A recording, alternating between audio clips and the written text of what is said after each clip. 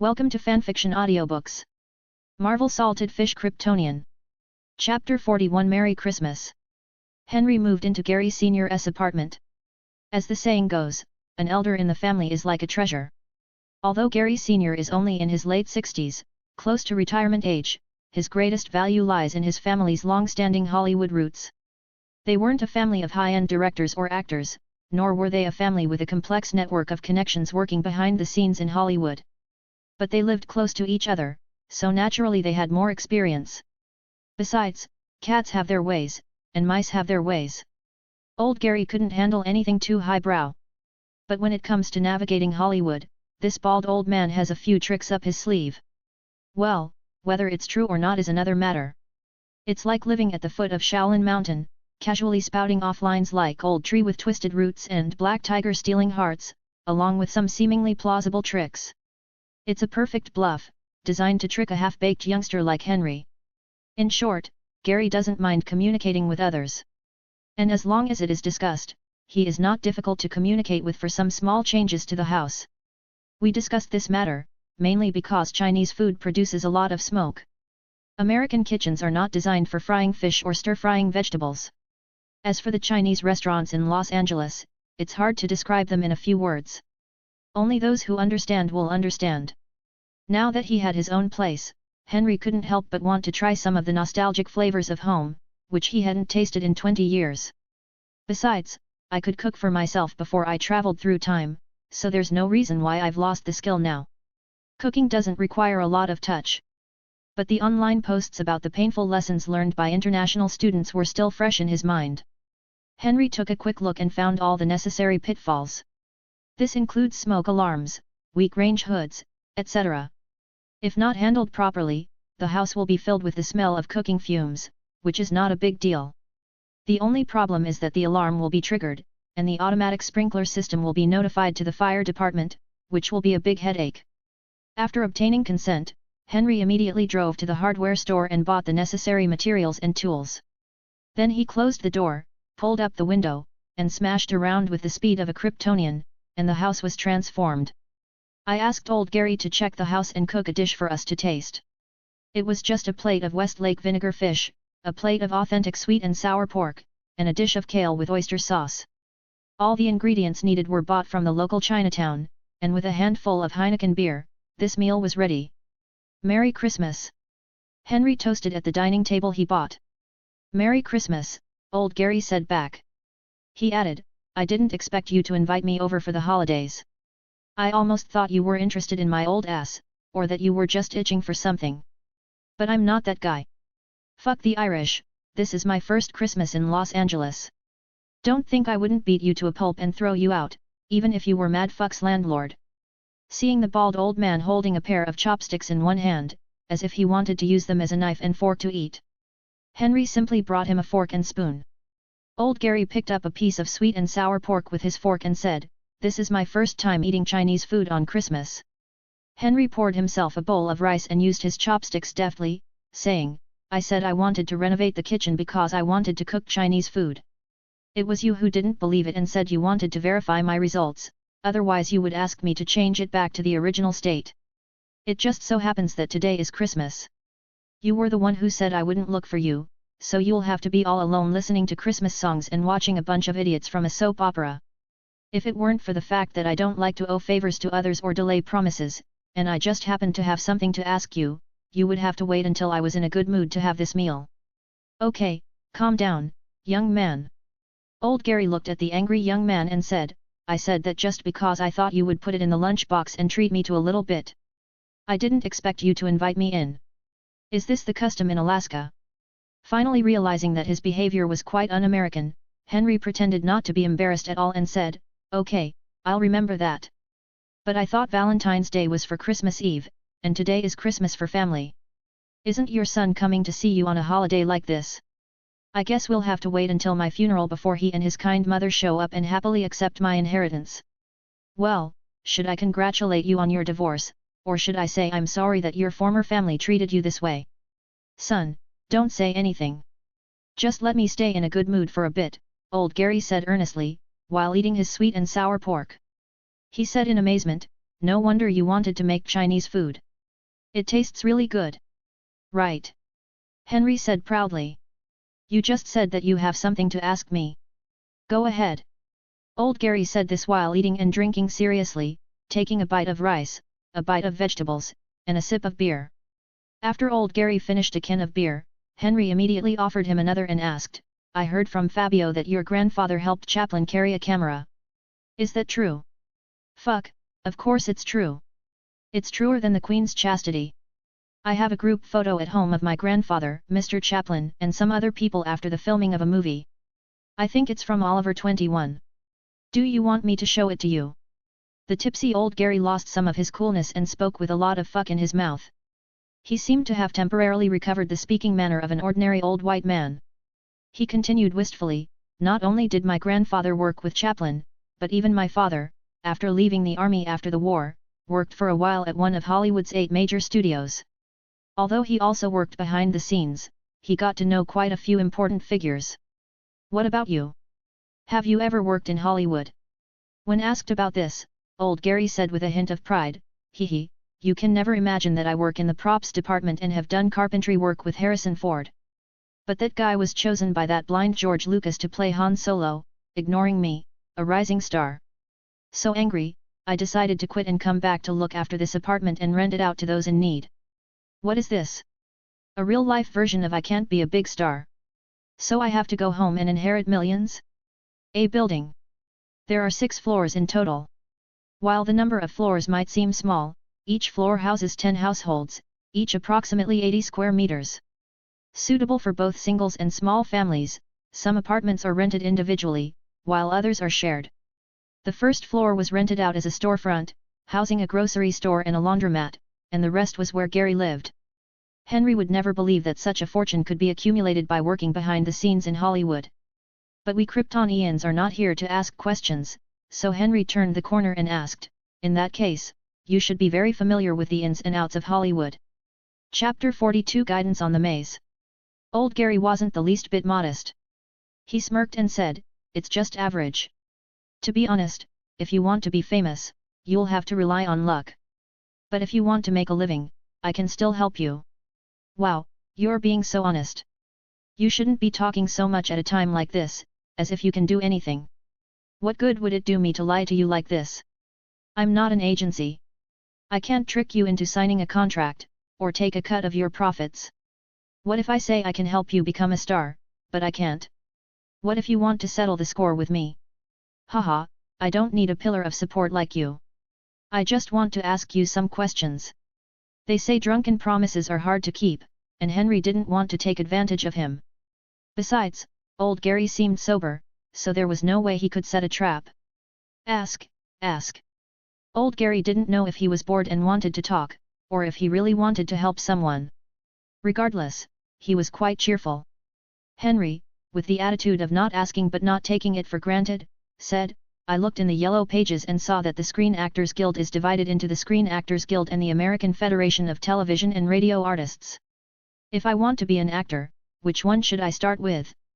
To be an actor? Of course you have to find a good agency. If you find an agent who is willing to provide resources to help you become famous, that would be even better. Man, this is a Marvel Universe story, not a Hollywood movie star story. Even if you win an Oscar, you can't stand the Shield trying to trip you up. Henry didn't really take the Mad Titan or Dormammu, these supersized enemies, seriously. Galactus's arrival was just that, a death. But I really feel a headache for guys like Hydra who control political resources and can use administrative means to get people. They can't kill me, but they can disgust me to death. So development should be done quietly, not by making yourself known to everyone. Do you understand what it means to be the first to stand out? Even if he becomes a movie star, so what? If they want to discredit him, it only takes a few news broadcasts. He rises to fame through praise, and falls through smear campaigns. This is pure capitalism. Isn't Dacheo often vilified? Don't think that being well known is like protecting yourself from being invulnerable. In the eyes of capitalists, that's completely useless. At most, it can only limit some of the more direct means. So Henry said, Gary, I'm not thinking about being famous or anything. I just want to be a bit of a comedian and see what Hollywood has to offer. It would be great if I could meet some big names so I can sit in my rocking chair and tell my grandkids who I met." The bald old man gave this answer a look of "What the hell are you talking about?" But old Gary quickly accepted this idea. Groupie stamp collecting is not uncommon in the United States, but it is widely known because rock stars don't take it seriously and instead regard it as a badge of honor. But how clean is Hollywood? Are there really no such people? No. In old Gary's opinion, this closed world is only darker, dirtier, and more smelly. Rock stars and their kin only make the entertainment pages, but if the dark side of Hollywood were revealed, it would be fodder for the society pages. How about, you go directly to the Sacred Valley? I don't have any connections there, but they're all in Los Angeles, so I should be able to connect with them. Why not give it a try? Henry, of course, scoffed at old Gary's suggestion. He said, "Fuck. Do you really think I'm here to sleep with celebrities? I'm here to experience life. You know, experience life. Everyone knows that those little girls are just packaged. They look bright and beautiful on the surface, but who knows what they are like behind the scenes. They might be petri dishes full of all kinds of viruses." This was the era when AIDS was at its most rampant, and the incurable HIV virus was terrifying. Not to mention traditional STDs like syphilis and gonorrhea, which were still prevalent in certain groups. Old Gary was no stranger to these things, even more so than Henry. He had seen too many young people who thought they were immune to all poisons, believing that all the rumors were false or that there was some conspiracy behind them. But when they were also hit by the darts, they regretted it more than anyone else, but it was too late. "So how far do you want to go?" Old Gary asked in confusion. Henry said honestly, "For now, I just want to get some minor roles and see what Hollywood is like. I don't want to have to sell my ass to get a chance." "Aren't you short of money?" Feeling that his question was a bit abrupt, old Gary added. "As we've said, I only welcome long-term tenants of more than 1 year. If you can't find the rent for next month, I won't care how much you've done to this house, I'll make you sleep on the street." Henry replied, "Don't worry. As long as I don't starve to death and I don't drink too much every day, I won't reduce your rent." Gary understood and began to explain, "Well, if you really don't mind all this and just want to experience the Hollywood scene, you can join a union or find an agent. The advantage of having an agent is that they will take the initiative and help you find opportunities. After all, some opportunities are not readily available. Just knowing that an opportunity exists is a barrier to entry. But the agent will take a cut of your salary, and whether you like it or not, he will find a way to push you up. Because only by doing so can he make more money. Unless he gives up on you. Whether you have an agent or not, if you want to be an actor in Hollywood and have a certain level of protection, joining a union is a must. Even if you already have an agent, as long as you have prospects for advancement, your agent will recommend you join the union." Henry then asked, "I heard that you don't need an agent, you can just join a union. Is that right?" Gary said. "You have to understand that even though there are only 40 to 50 movies released in theaters in a year, Hollywood produces an average of 700 movies a year. The vast majority of movies go directly to video and are not shown in theaters. Not all movies are big-budget productions worth tens of millions of dollars. The majority are low-budget, shoddy films. Or directors and actors think their work is great, but it's actually garbage that no one wants to buy even on video. Unless the producers of these films have connections with certain agents, especially CAA, which provides packaging services and can gather all the people needed for a film, they don't like to deal with agents.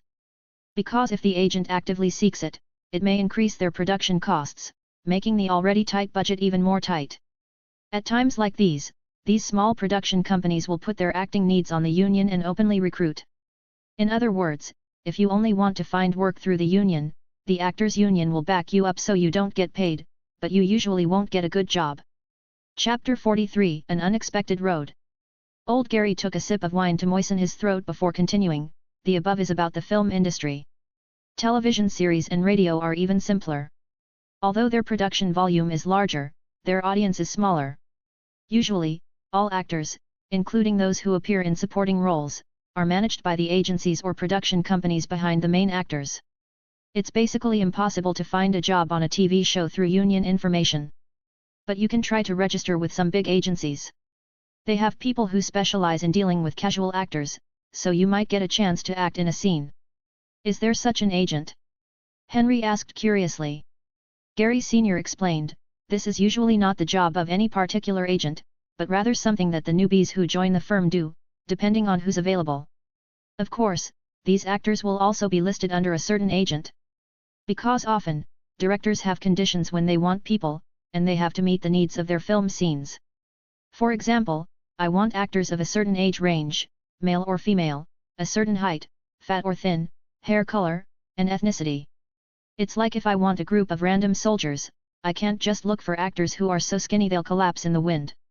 Once these requirements are met, the agency will screen the actors they have who are suitable.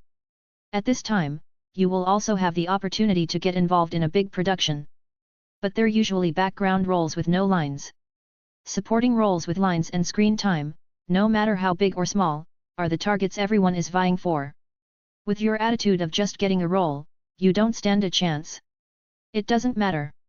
Henry relaxed and said after taking a few sips of wine.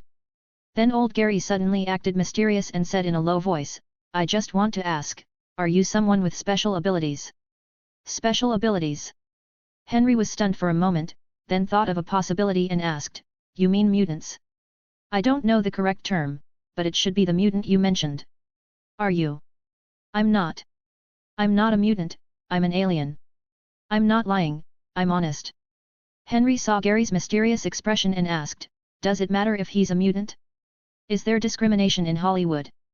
Old Gary, returning to his normal tone of voice, shook his head and said, it's not discrimination. It's just that you have special abilities that can be put to use, so you will be more popular. Although some mutants look strange in appearance and can only play ghosts in fantasy movies, if their abilities are useful, they may have endless behind-the-scenes work. As far as I know, there's a master sculptor in Hollywood who can mold wood like clay. The bigger the production, the more welcome he is to the prop crew. Because often, when the details of the finished props need to be adjusted according to the director's requirements, others will take a long time to work on it, but he can do it in a few seconds. If you were a producer, who would you use? Henry's eyes widened in shock as he asked, aren't other people worried that their jobs will be taken away by these mutants? Ha, it's not that easy. Old Gary looked at Henry's face full of disbelief, and he further explained, as far as I know, it is not easy to find someone exactly the same or even just similar to this special ability.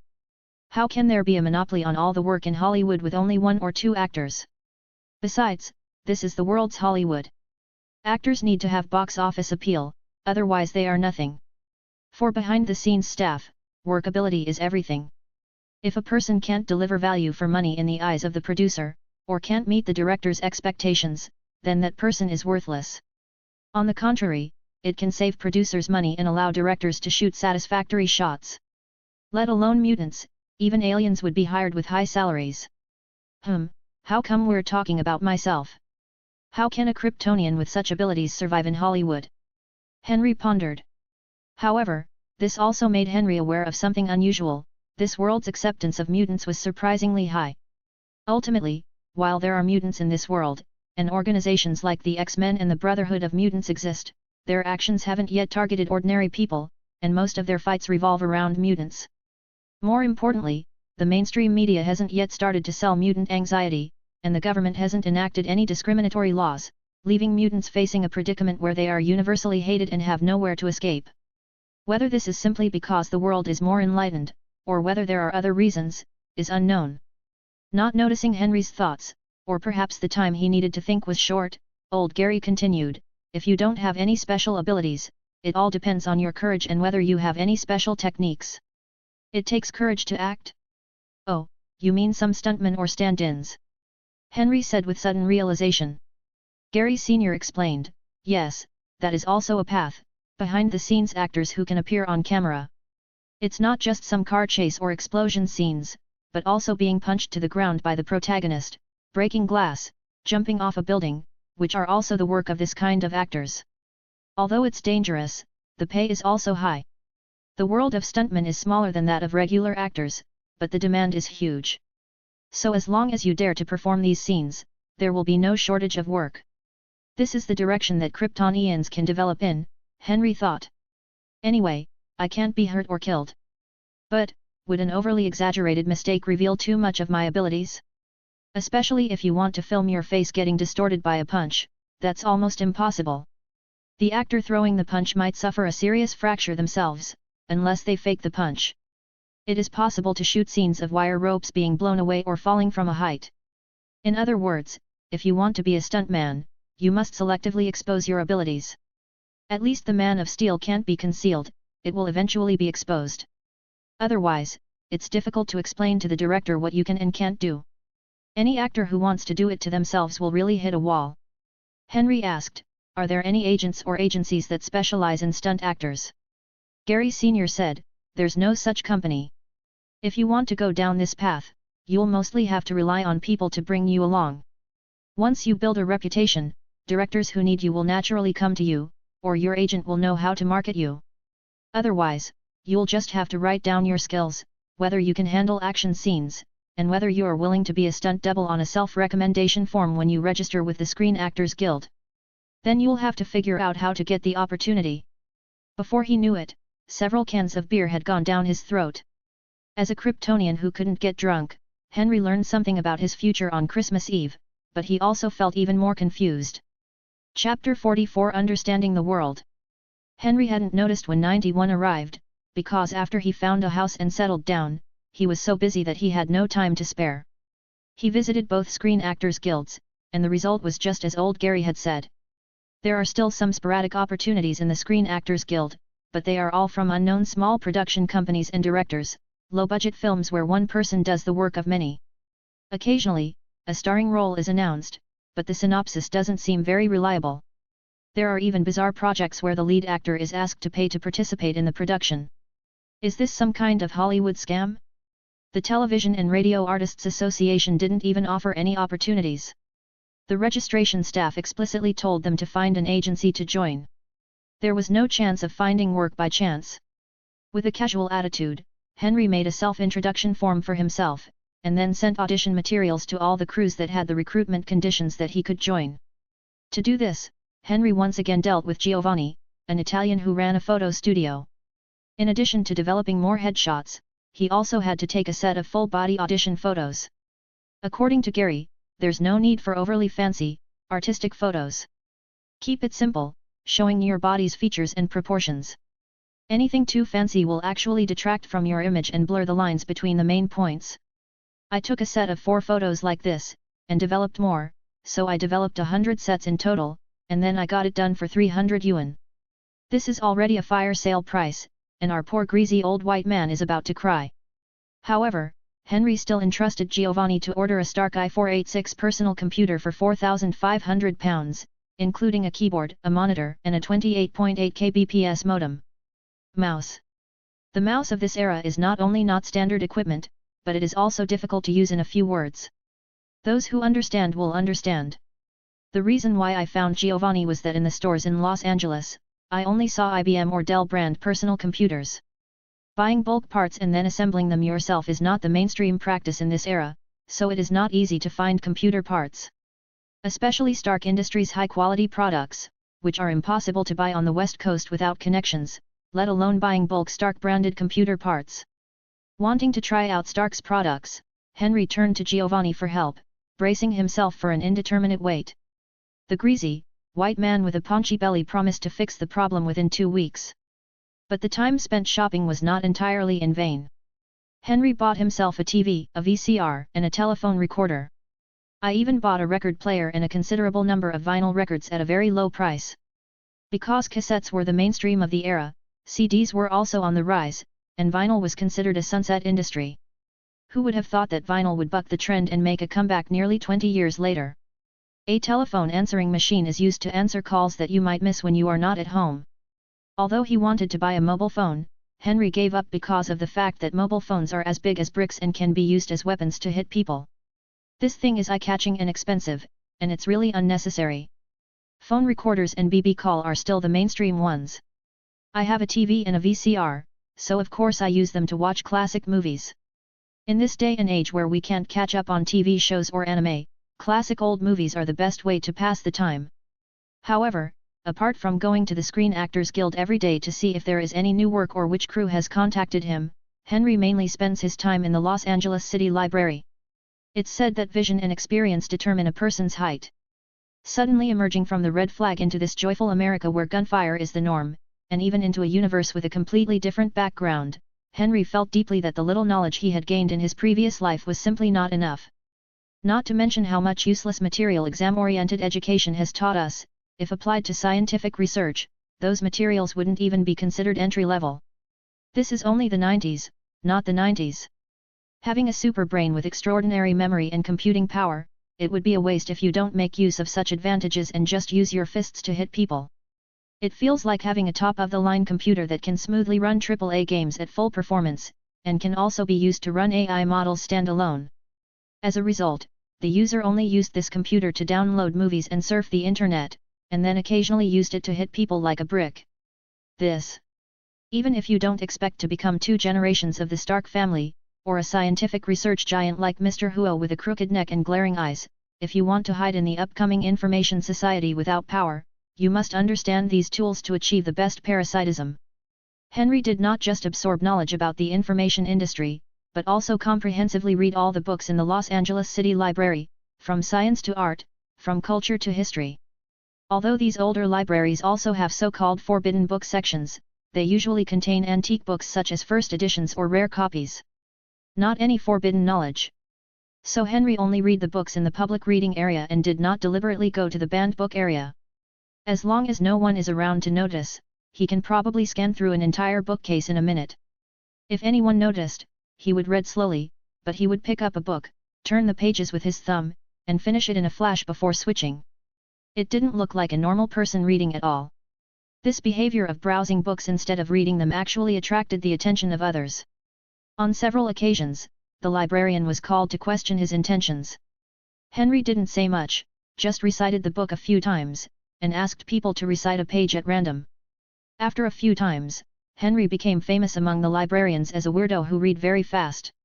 While this goes against my original intention of being low-key, in a world where extraordinary people abound, it doesn't stand out that much. What's wrong with reading books? Does it make you a genius? No one would believe me if I told them. In just over 2 months, Henry read through all the public collections of the city library, including periodicals, daily newspapers, and other old materials. There are also the latest scientific journals, which support Henry in fully lighting up the technology tree belonging to the Earth. I dare not say that I have a thorough understanding of all the technologies on Earth, but I have mastered more than 80% to 90% of them. The rest of the things were pushed, and combined with the development of the world before he crossed over in the next 30 years or so, Henry had enough ability to develop future technologies that can be called black technology at present. But what most refreshed Henry's worldview was the different social development in this world. Various supernatural phenomena were brought to the fore for discussion and research. The main cause of this change was the creation of mutants for unknown reasons. Their traces and randomness make them difficult to hide. On the other hand, the main contradiction in contemporary American society remains the issue of black and white. The Black Civil Rights Movement, initiated by the Reverend Martin Luther King, has left white people with no time to worry about the issue of mutants. I never know when someone smart will come out and shift social conflicts from black people to mutants. However, these past 2 months had finally allowed Henry to understand what kind of world he was in. He also had a clearer understanding of the future. The new book has been signed. Please read, collect, and recommend it. Thank you. Chapter 45 Integrating into the World. As spring arrives in Los Angeles, the dazzling scenery on the beach gradually returns, and there are more and more beautiful girls wearing hot bikinis. Along with them are men who are oozing hormones, actually overdosing on steroids, showing off their tan skin and well-defined muscles. The spring of recovery seemed to be a reminder to Henry, and his career began to improve. It took me 2 weeks from the beginning to register with the Screen Actors Guild before I finally got my first job. It was a single shot, with no lines, that probably didn't last more than 3 seconds in the feature film.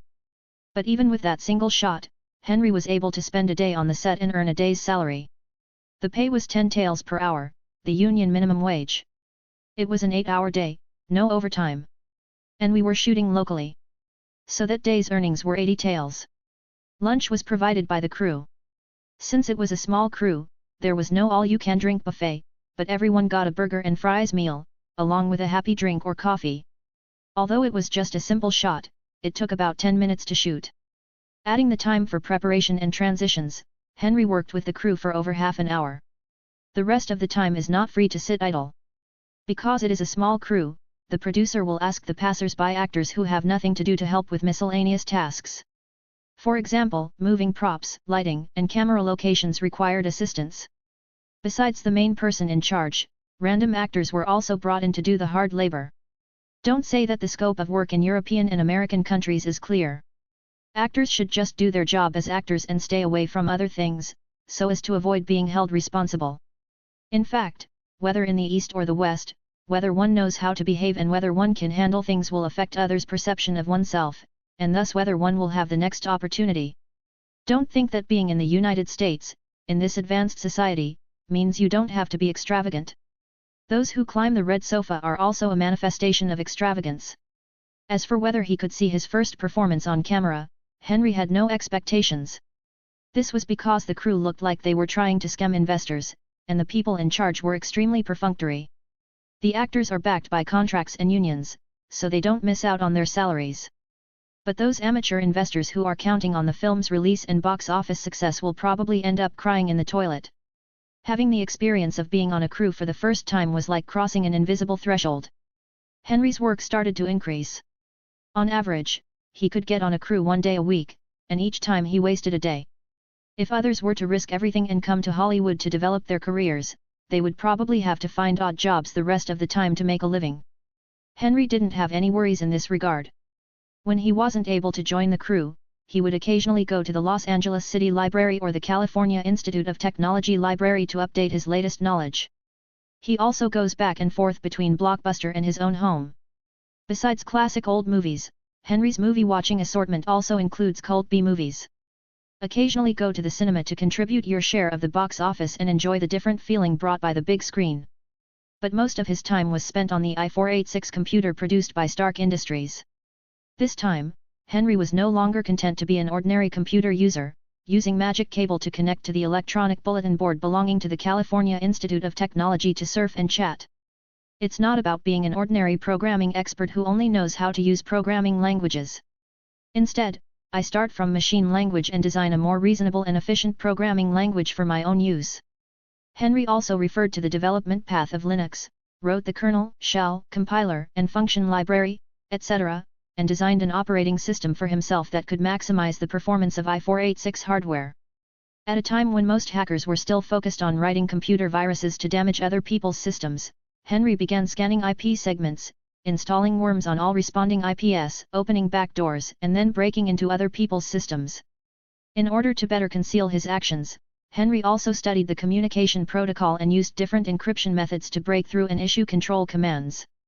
In this way, he could come and go in other people's systems without leaving a trace. To achieve this, in addition to exploiting existing system vulnerabilities as the first step of invasion, the next step is to build one's own ecosystem to isolate it from the original system and achieve the purpose of invisibility. The next step is to delete any traces that may have been left in the log files, completely hiding itself. In other words, this isn't a worm opening a backdoor, but rather a parasite. This is indiscriminate packet interception, which is not something that a mere i486 computer can do. Otherwise, the PRISM project would have been developed by a Kryptonian long ago. It can be said that Kryptonians, who aim to survive in real life, completely let themselves go online. Every action they take would be considered a crime in any era. The only reason that could convince himself was that Henry told himself that he had not caused any financial loss to anyone and had not changed the numbers in the bank. I just wanted to satisfy my curiosity and look at some undisclosed intelligence, and I also left some backup plans in the systems of various government agencies. However, anyone who has used a modem knows that it is very delicate. Prolonged use, overheating, or tampering by the carrier can all lead to reduced transmission efficiency. Using it during thunderstorms is even worse, a single surge could wipe out a device. For Henry, a heavy user, buying a new magic electric machine every week was too foolish, so he began to study the knowledge of electric machines and optimize the performance of the hardware at hand. As a major industrial nation, Apple is not short of electronic components. Otherwise, it would be impossible for someone like Steve Jobs to start Apple with a few friends in a garage. Replacing or changing resistors and capacitors is just a small project, just like replacing better chips or particles. With the Kryptonians' heat rays and micromanipulation abilities, these tasks were a breeze. Henry even began to consider the possibility of rubbing the chips by hand. The x86 architecture 80486 CPU has a manufacturing process between 1 micron and 0.6 micron, so it's practically impossible to rub it by hand. But with the help of some tools, it seems possible. Because he doesn't consider the premise of mass manufacturing and commercial production, Henry can even use a very simple method to complete a special chip, and its performance is even better than the products currently on the market. It can be said that it was only at this time that Henry truly realized his super brain and why it was called super. In addition to optimizing the structure of known knowledge, it can also lead to the next unknown area, and all of this seems to be a natural process. When you want a certain result, the process will appear before your eyes. This is because there is no information about the arc reactor at hand. Otherwise, he could miniaturize it and then make the mark the first iron can by hand. Henry felt that he could do all this easily. But none of that compares to the growing number of Hollywood jobs. Although they were all minor roles, Henry never considered competing for supporting or even leading roles. However, as a young white man who was not afraid of making a fool of himself, falling down, or messing up his image, he gradually gained a reputation among the small production community. The new book has been signed. Please read, collect, and recommend it. Thank you. Chapter 46 Actors Guild. On a spring morning, the warm sunshine in Los Angeles drives away the early spring chill. Henry was driving, with the window open and one arm half hanging on the window, leisurely enjoying the refreshing spring sunshine. Although Los Angeles is a busy city, traffic is usually light before rush hour, so Henry can drive leisurely to the Screen Actors Guild. Cafes or fast food restaurants that sell breakfast do not open that early. If you want to have breakfast during this period, you can only find some mobile vendors. Although Henry had only been in Los Angeles for more than 3 months, with his nose, which was more sensitive than that of an animal and his own initiative, he had memorized most of the delicious and fun places in Los Angeles. Don't underestimate the mobile vendors. They are just like the night market snacks in your hometown. Occasionally, there will be some pretty delicious food hidden in these simple stalls. These illegal immigrant old men, who may not have American citizenship or green cards, may have some unique skills from their hometown that make people want to eat again and again. Henry didn't mind taking care of this kind of people's business, as long as it tasted good. As for the question of hygiene, regarding this point, I can only say that the Kryptonian stomach is very mysterious. As long as Henry doesn't see any disgusting scenes, he can drink even the water from the Ganges. But if he saw any inhumane scenes, even if the E. coli level was not above the standard, Henry would suffer from vomiting and diarrhea for several days. This is purely psychological, affecting physiological factors. Of course, if Henry lists a store as one that he can always visit, there will definitely not be any stomach-churning scenes, and the taste is guaranteed.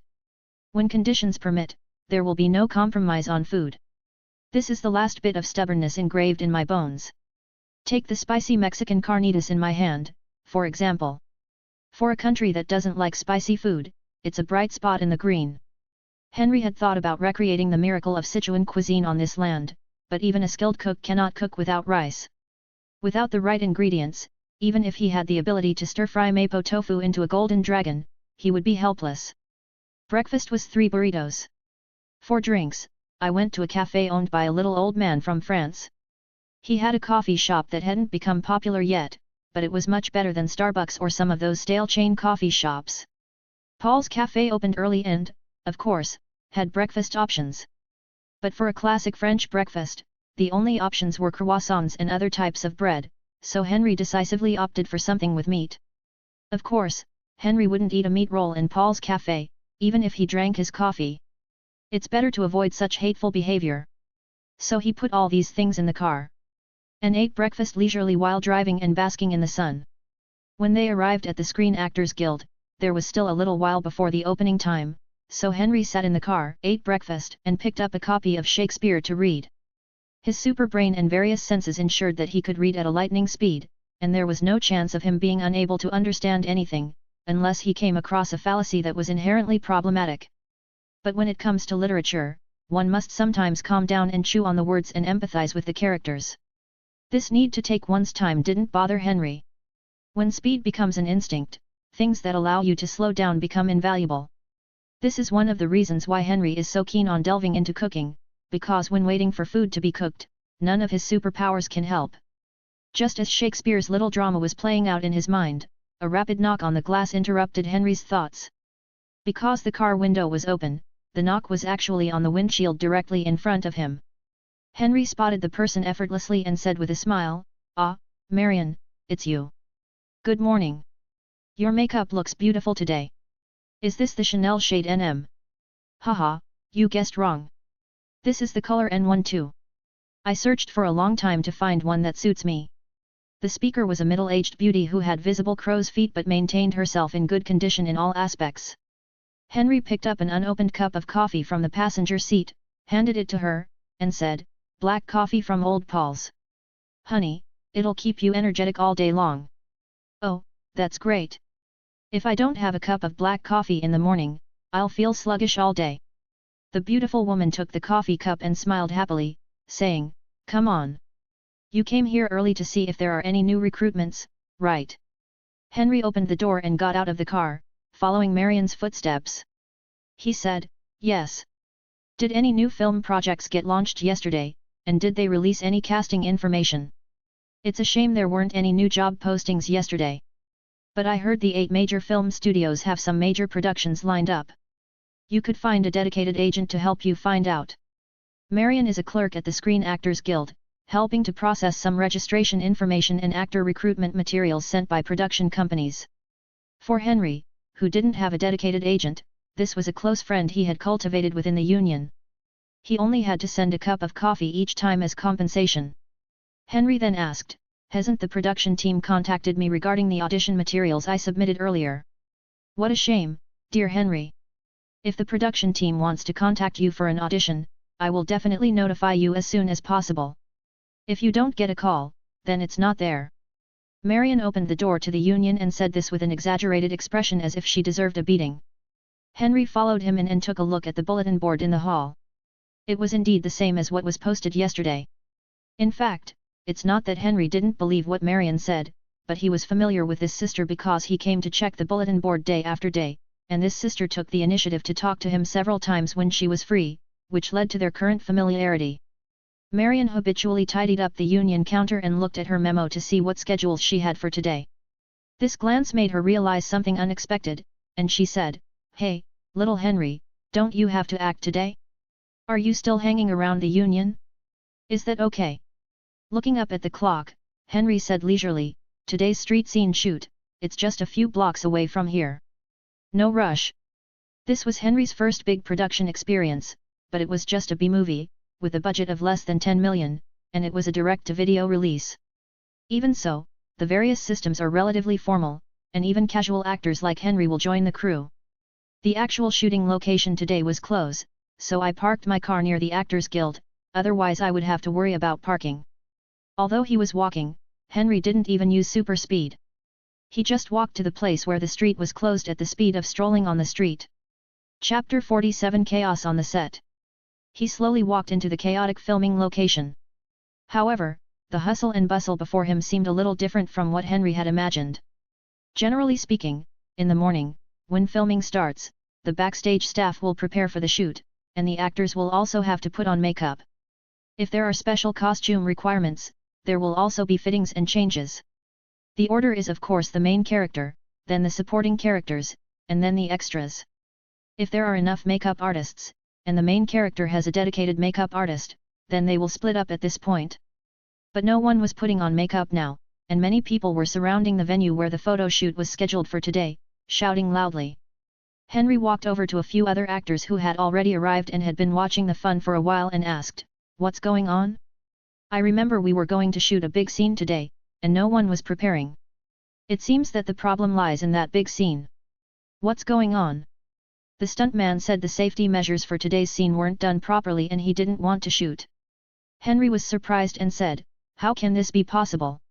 He then asked, "Didn't they sign a contract?" A few veterans in Hollywood looked at Henry with surprised expressions and said, "You're new here." "Well, I just came to Los Angeles last Christmas, so I guess I'm new here," Henry said honestly. The person who originally made the sarcastic remarks was stunned for a moment, and said awkwardly, "It's quite new." He did not add any more harsh words. A veteran Hollywood actor who's known for his mentorship explained, "Aside from the stuntman being paid more, the rest of their contracts are pretty much the same as ours. Of course, there's a penalty for breach of contract. But they have an additional clause. That is, if safety measures are inadequate and there is a risk of injury, they can unconditionally refuse to perform. The problem is what constitutes adequate safety measures. It's impossible to clearly spell that out in the contract. Henry said in astonishment, it's hard to imagine Hollywood having such a blatantly flawed contract. They're American after all. Even a lawyer's dog could come up with even more stringent terms. The veteran actor continued to explain, actually, if you think about it carefully, it's not difficult to understand. Stuntmen are filming dangerous scenes. If the production company deliberately cuts down on safety measures to save money, and then uses a large penalty to force the stuntman to perform. If an accident really happens, who will be held responsible? If even one member of the crew is willing to come forward and testify that the injury was caused by the producers forcing the actors to perform, they'll have to pay a damned hefty sum of compensation. Furthermore, when performing something like this, if you have doubts or even resist performing, it's much easier to make mistakes. If you put that in a stunt scene, it would be life-threatening. Who would dare to force someone to perform? Henry understood. Ultimately, this was a movie, not a documentary. Everyone was striving for the most realistic shots. But that didn't mean they had to actually kill someone just to film a murder scene. In this case, everyone from the producer to the director will be charged with murder and receive a prison tour. Although California still retains the death penalty, it has not been carried out for a long time. Similarly, those scenes that look very thrilling in movies are all shot in a safe environment. No matter how crazy Hollywood is, it dare not sacrifice a life for a shot. At least this kind of thing cannot become the norm. Yeah, it just can't be the norm. Which means Hollywood has done this kind of crazy stuff. Henry was still watching the show from the sidelines. At the center of the argument, the protagonist's stand-in turned around, threw the same denim jacket as the protagonist's in the director's face, and left without looking back. Some people were stunned, some were furious and cursing, and some were whispering to each other. It was hard to choose who among the producer, director, and the head of the action team was the most angry about the stuntman's temporary strike. All three of them were practically going crazy. The bald, white man in a suit, looking like a real gentleman, spat at the director and yelled, "If you can't shoot, go back to the studio and set up the set. I won't agree to continue asking the government to close the streets for filming. Do you know how much that will cost?" The director stormed towards the producer and the action team leader, yelling, "I can't possibly compromise on this shot. This is the biggest scene in my movie, the climax of the whole film. I don't need to apply for other street closures for filming, as long as I can stick to the plan today and get the shots I want. I don't care who's in the film, I don't want any plastic models, dummies, or explosions using firecrackers in my film." The action team leader, who couldn't even control his own actors, also wanted to scold others, but he couldn't point the finger at the producer or director, nor could he vent his anger on his subordinates. Because the remaining people were all working in the props team, responsible for the stunts and behind-the-scenes tasks. These people were fat, short, and the only actor who was usable had just walked away. As the boss of a third-rate action team that has been in Hollywood for many years, the jobs they receive on a daily basis are all villains who are dealt with by the protagonists. Otherwise, they would bury firecrackers and blood bags on their bodies and pretend to be shot or killed. At most, they would use props such as severed heads and prosthetic limbs and splash red paint on them. This was a rare opportunity for them to get a car racing and explosion-inducing action scene, which was a chance for their team to improve their ratings. If you do it well, there will be other better opportunities to recruit your own team. In Hollywood, only a few discerning individuals are willing to invest in an uncertain future. Most people judge the viability of people or things based on their past performance. I finally designed a set of action plans with a few brothers who worked on props and got the director's approval, but it turned out that the actors refused to do it. What is going on? This leader wanted to yell more than anyone else. He knew that the application for street closure for filming was only valid in the morning until noon. Most of his other actors are working on other film crews. Who can come over temporarily to fill this vacancy? Who can be contacted at any time? Do you really think that everyone has nothing to do during the day and stays at home waiting for the phone call? The action team leader, nearly choked by the producer and director, finally came up with an idea. How about we have the leading actor do it himself? We can use the publicity stunt of all the exciting shots were shot by him personally. Then, this man, who was obviously older but still strong and muscular, was immediately trained like a dog. He huddled up and trembled. The new book has been signed, please read, collect, and recommend it, thank you. Chapter 48 Fight for Opportunities. The Hollywood entertainment industry is underpinned by a sturdy structure of power and money. So, don't be fooled by the glitz and glamour on the surface, the cannibalism behind the scenes is the true nature of this glitz and glamour world. Even though the action team leader was scolded like a grandson, he himself had a black belt in karate and had participated in amateur boxing matches, but he still could only obey orders and endured the scolding for more than half an hour. If the director hadn't realized that he had to let the guy go and contact other actors who could perform stunts, today's shooting plan might have really been ruined. Although in his heart he wanted to vent all the pressure he had received from the producer since the filming on the other party. This is not directed at anyone, I just happen to be a punching bag. Would the targeted person dare to say anything? Unless he wants to quit Hollywood, the producers and directors are the ones he cannot afford to offend. So as it stands now, even though a lot of time has been wasted, he has to find a telephone booth and try to find a living person to the shooting location to replace the stand-in for the protagonist who ran away. If he really couldn't find it, the last resort would be for him, an old man like him, to go and do it himself. Whether he died from an explosion or a fall, it was better than paying compensation for breach of contract. Even though stunt performers have the right to refuse to perform if safety measures are not fully prepared, how could the producers leave such a huge loophole unaddressed and let a small actor take advantage of it? What film studios or production companies do is sign contracts with professional stunt teams. Actors can refuse to perform because they feel unsafe. The stunt team would then have to find a way to remedy the unsafe situation, either by simply increasing the actor's salary to ensure they were willing to perform. Alternatively, they could find another actor willing to perform the stunts to ensure smooth filming. Otherwise, the team would face the consequences of breach of contract. Defaulting on a contract is like marrying the wrong woman, you could lose nearly half your fortune. In Hollywood, defaulting on a contract is even worse, it could ruin your established reputation and affect future business. Just as he hurriedly dialed several numbers from the phone book but no one answered, and his mood was as bad as it could be, he heard a knocking sound outside the phone booth. What are you doing? If you need to call urgently, go somewhere else. I'm useful here. Hey, calm down. The person knocking on the phone booth was Henry. He said, Channing, boss, I want to say, if you really can't find anyone, give me a chance, okay? Qianning hung up the phone in confusion, then slowly walked out and looked at the boy who had volunteered. He looked unkempt and had poor taste, probably just a college-age kid. He recognized the man's face, he was a regular actor. He had met him a few times in the past few days, but he was just a background character. Don't call me boss. You're not even a member of my team yet. Call me Channing. The action team leader looked him up and down and asked, do you want to try stunts? Yes. Have you ever had any experience? No, I was just a passing actor. Member of the Screen Actors Guild? Yes. Qianning looked at the other person's figure. It was not much different from the male protagonist, just a little taller than that guy. You have to understand that the stuntman wasn't chosen randomly. He was primarily a stand-in for the main character, the kind who would be on camera. So, his build and skin color couldn't be too different, and only then could we consider the other parts. The person in front of him had passed the first level, so Qianning asked, Boy, what's your name? Henry. Sir. Henry Brown. Henry rarely uses his last name, as it's just something he uses casually.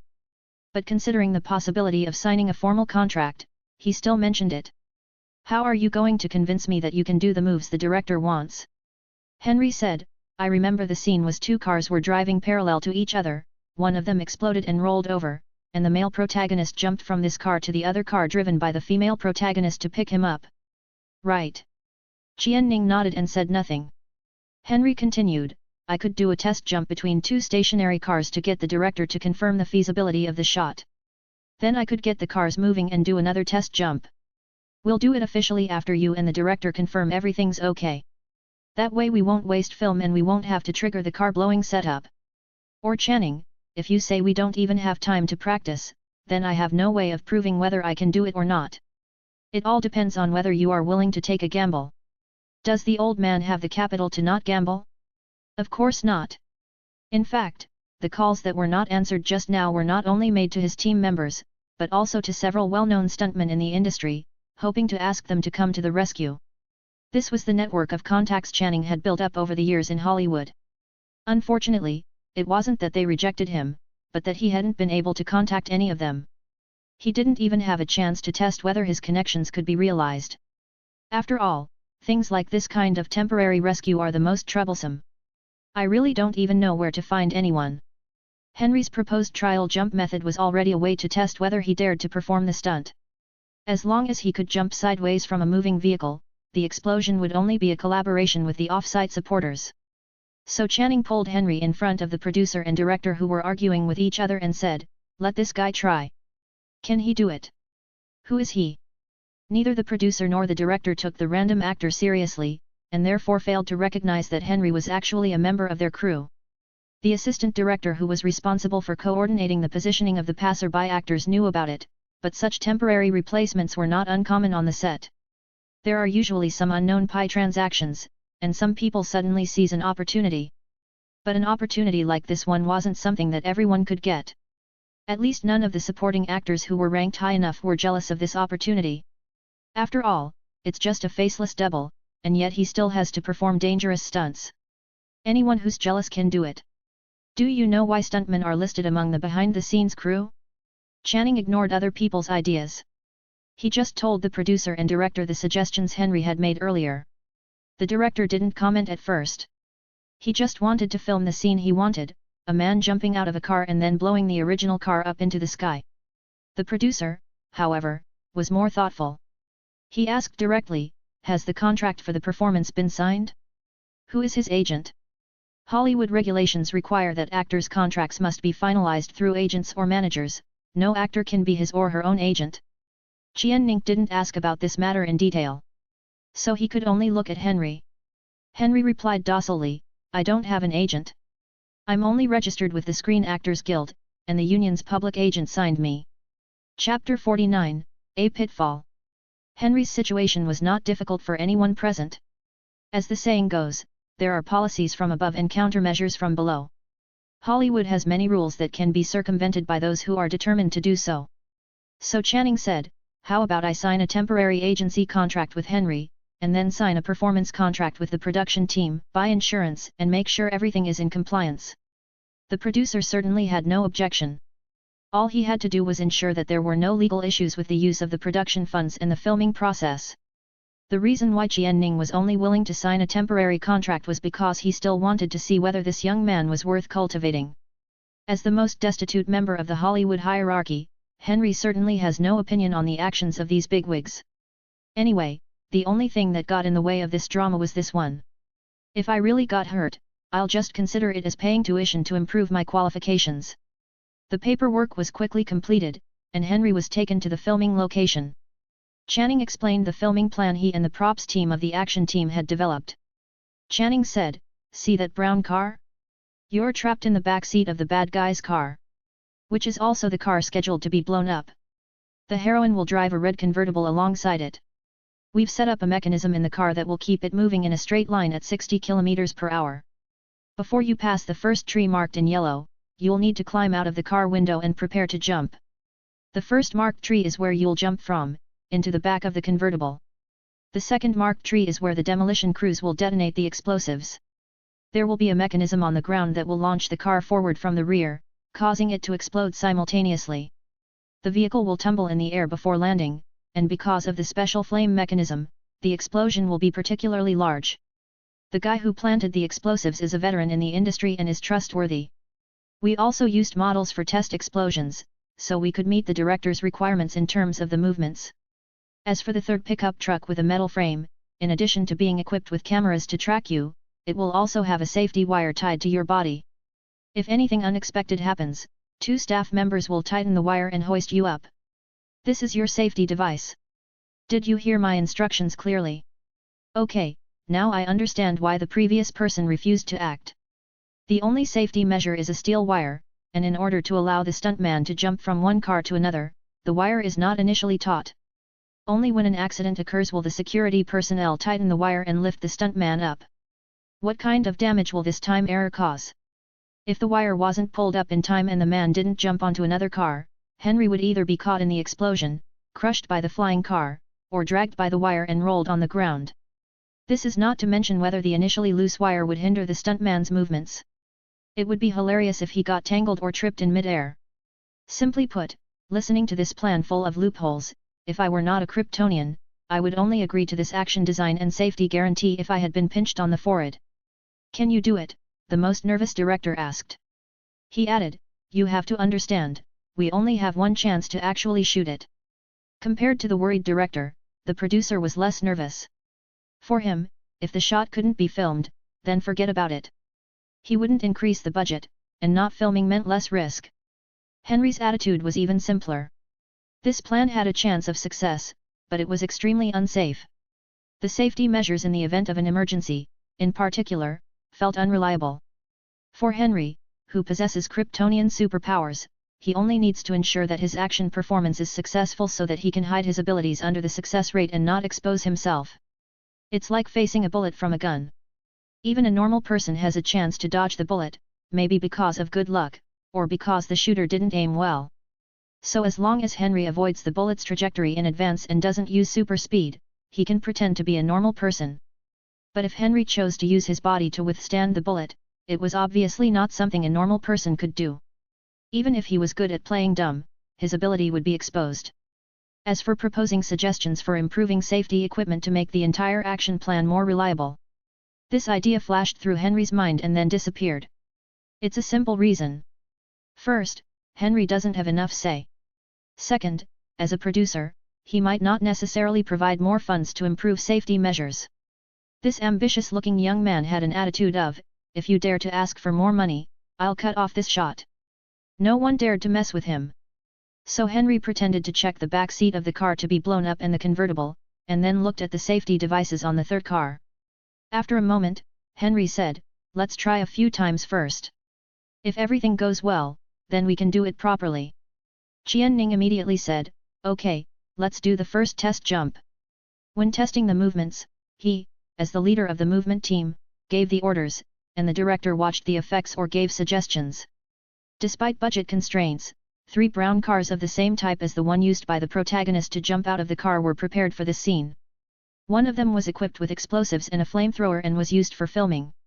This car was equipped with explosives, so it was not easy to move. One was used to shoot the interior of the car, where the protagonist fights the bad guys. So a few doors were removed from the car to build a camera tripod. The last car is used as a reserve and also for shooting some normal driving scenes.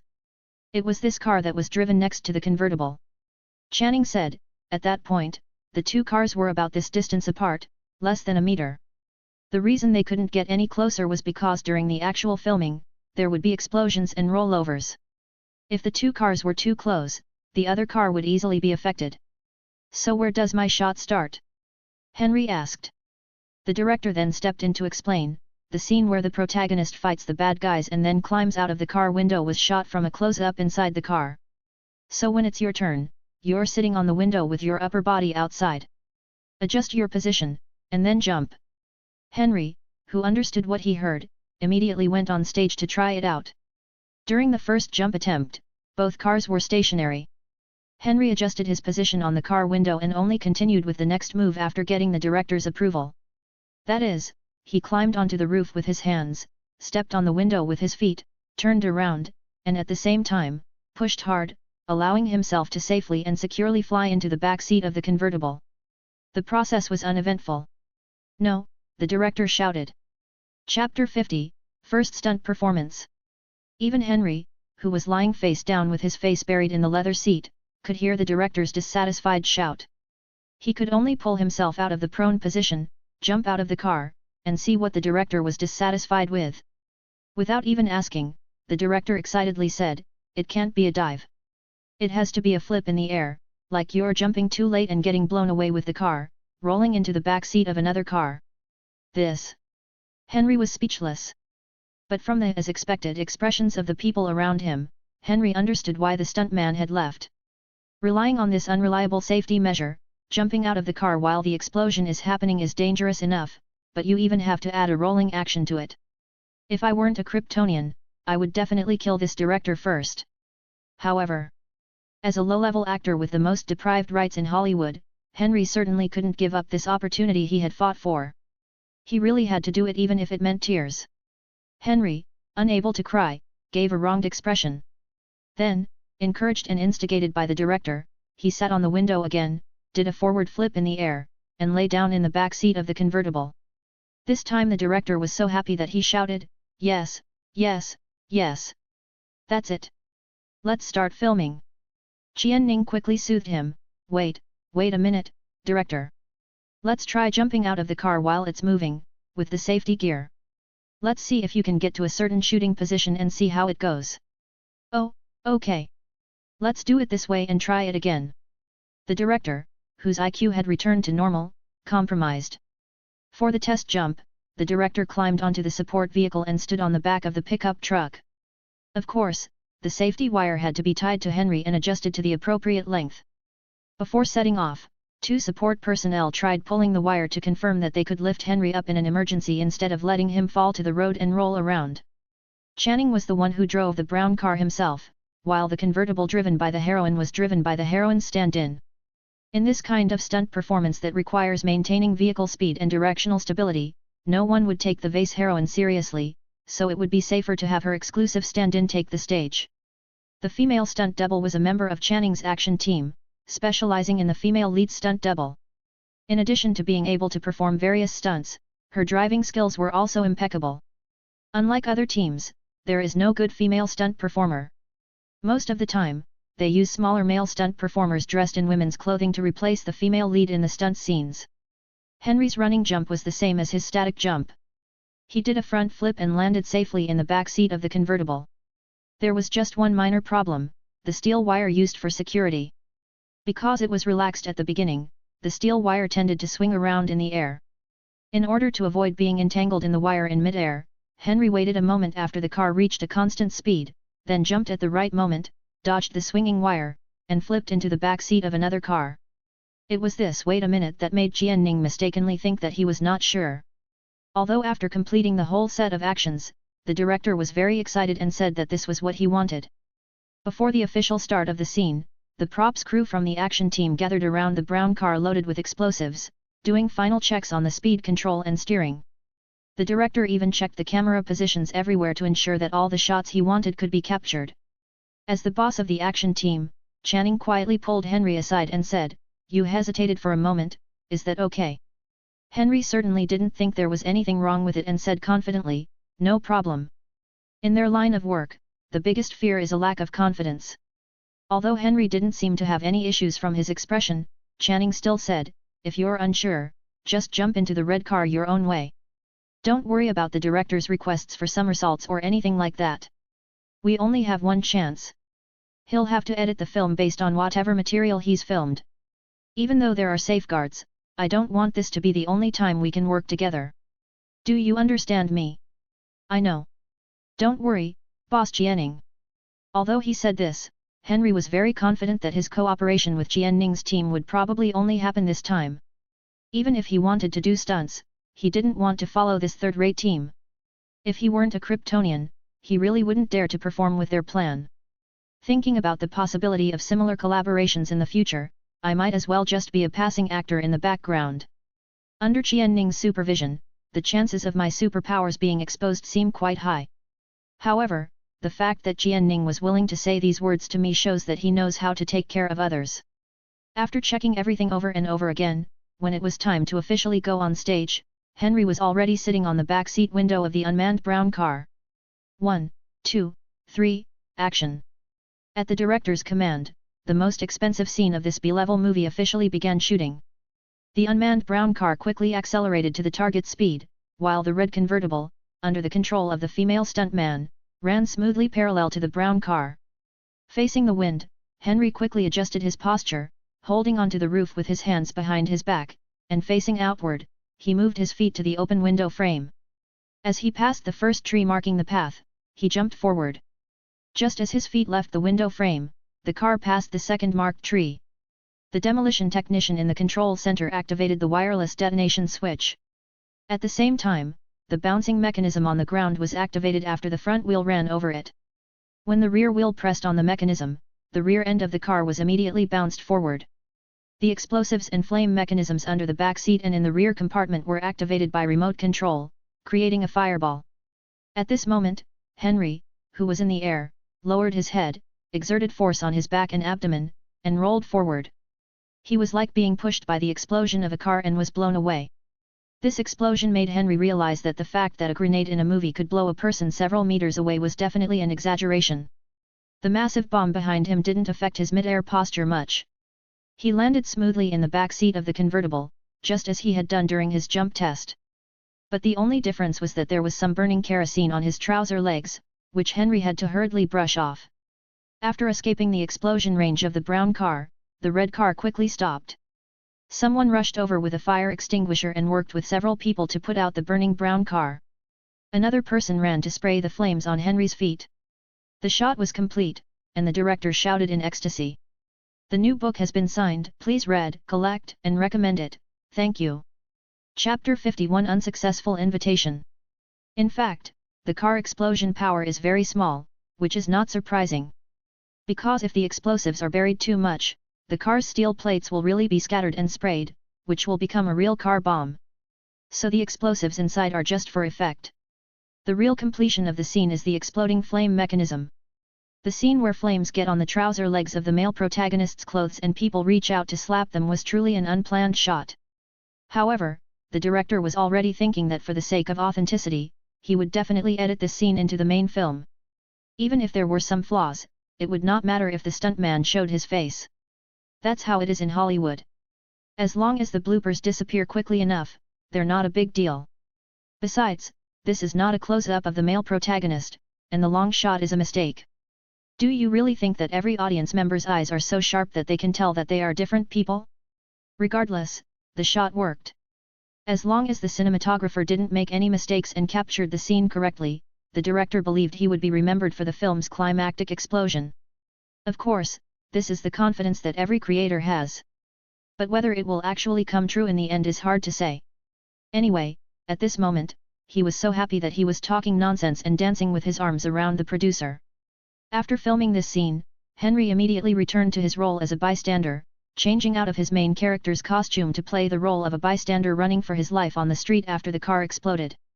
This kind of performance requires no technical skills. As long as the actors don't laugh and their positions don't go wrong, causing them to bump into each other, they will pass it in one go. After filming a few scenes on the street, the crew behind the scenes began to clean up the location and restore the street to its original state. If the city government's restoration review fails, there will be a heavy fine. Although it wasn't even noon yet, the cast had already finished their work for the day. The afternoon shoot consisted of scenes with the main cast and supporting actors. There were no scenes with the cast. Because it was less than a day, I could only receive half a day's salary. Henry was the most outstanding among all the passerby actors because he had one more stunt shot and got more than others. The remuneration for that set of shots was a full 800 taels, which was the salary for an ordinary actor to work for 5 or 6 days. But no one envied them, because everyone had seen the filming process and realized that the money wasn't that easy to make. Especially since the burns ended up on the actors' feet, and since they weren't wearing fireproof clothing, they might have gotten burns under their pants. Everyone came here with the dream of becoming a star. Although some people received higher salaries, the behind-the-scenes workers really had nothing to envy. After the random actors dispersed, Henry was still unable to escape, and was kept by Channing. The two of them found a coffee shop to sit in, and it was clear that the action team leader was quite satisfied with the action shots just now. After buying himself and the young man a cup of cheap coffee, Channing got straight to the point. "Young man, you've done a great job. Are you interested in joining me? It's not just about stunts. I have many other ways to make money." Henry didn't rush to agree.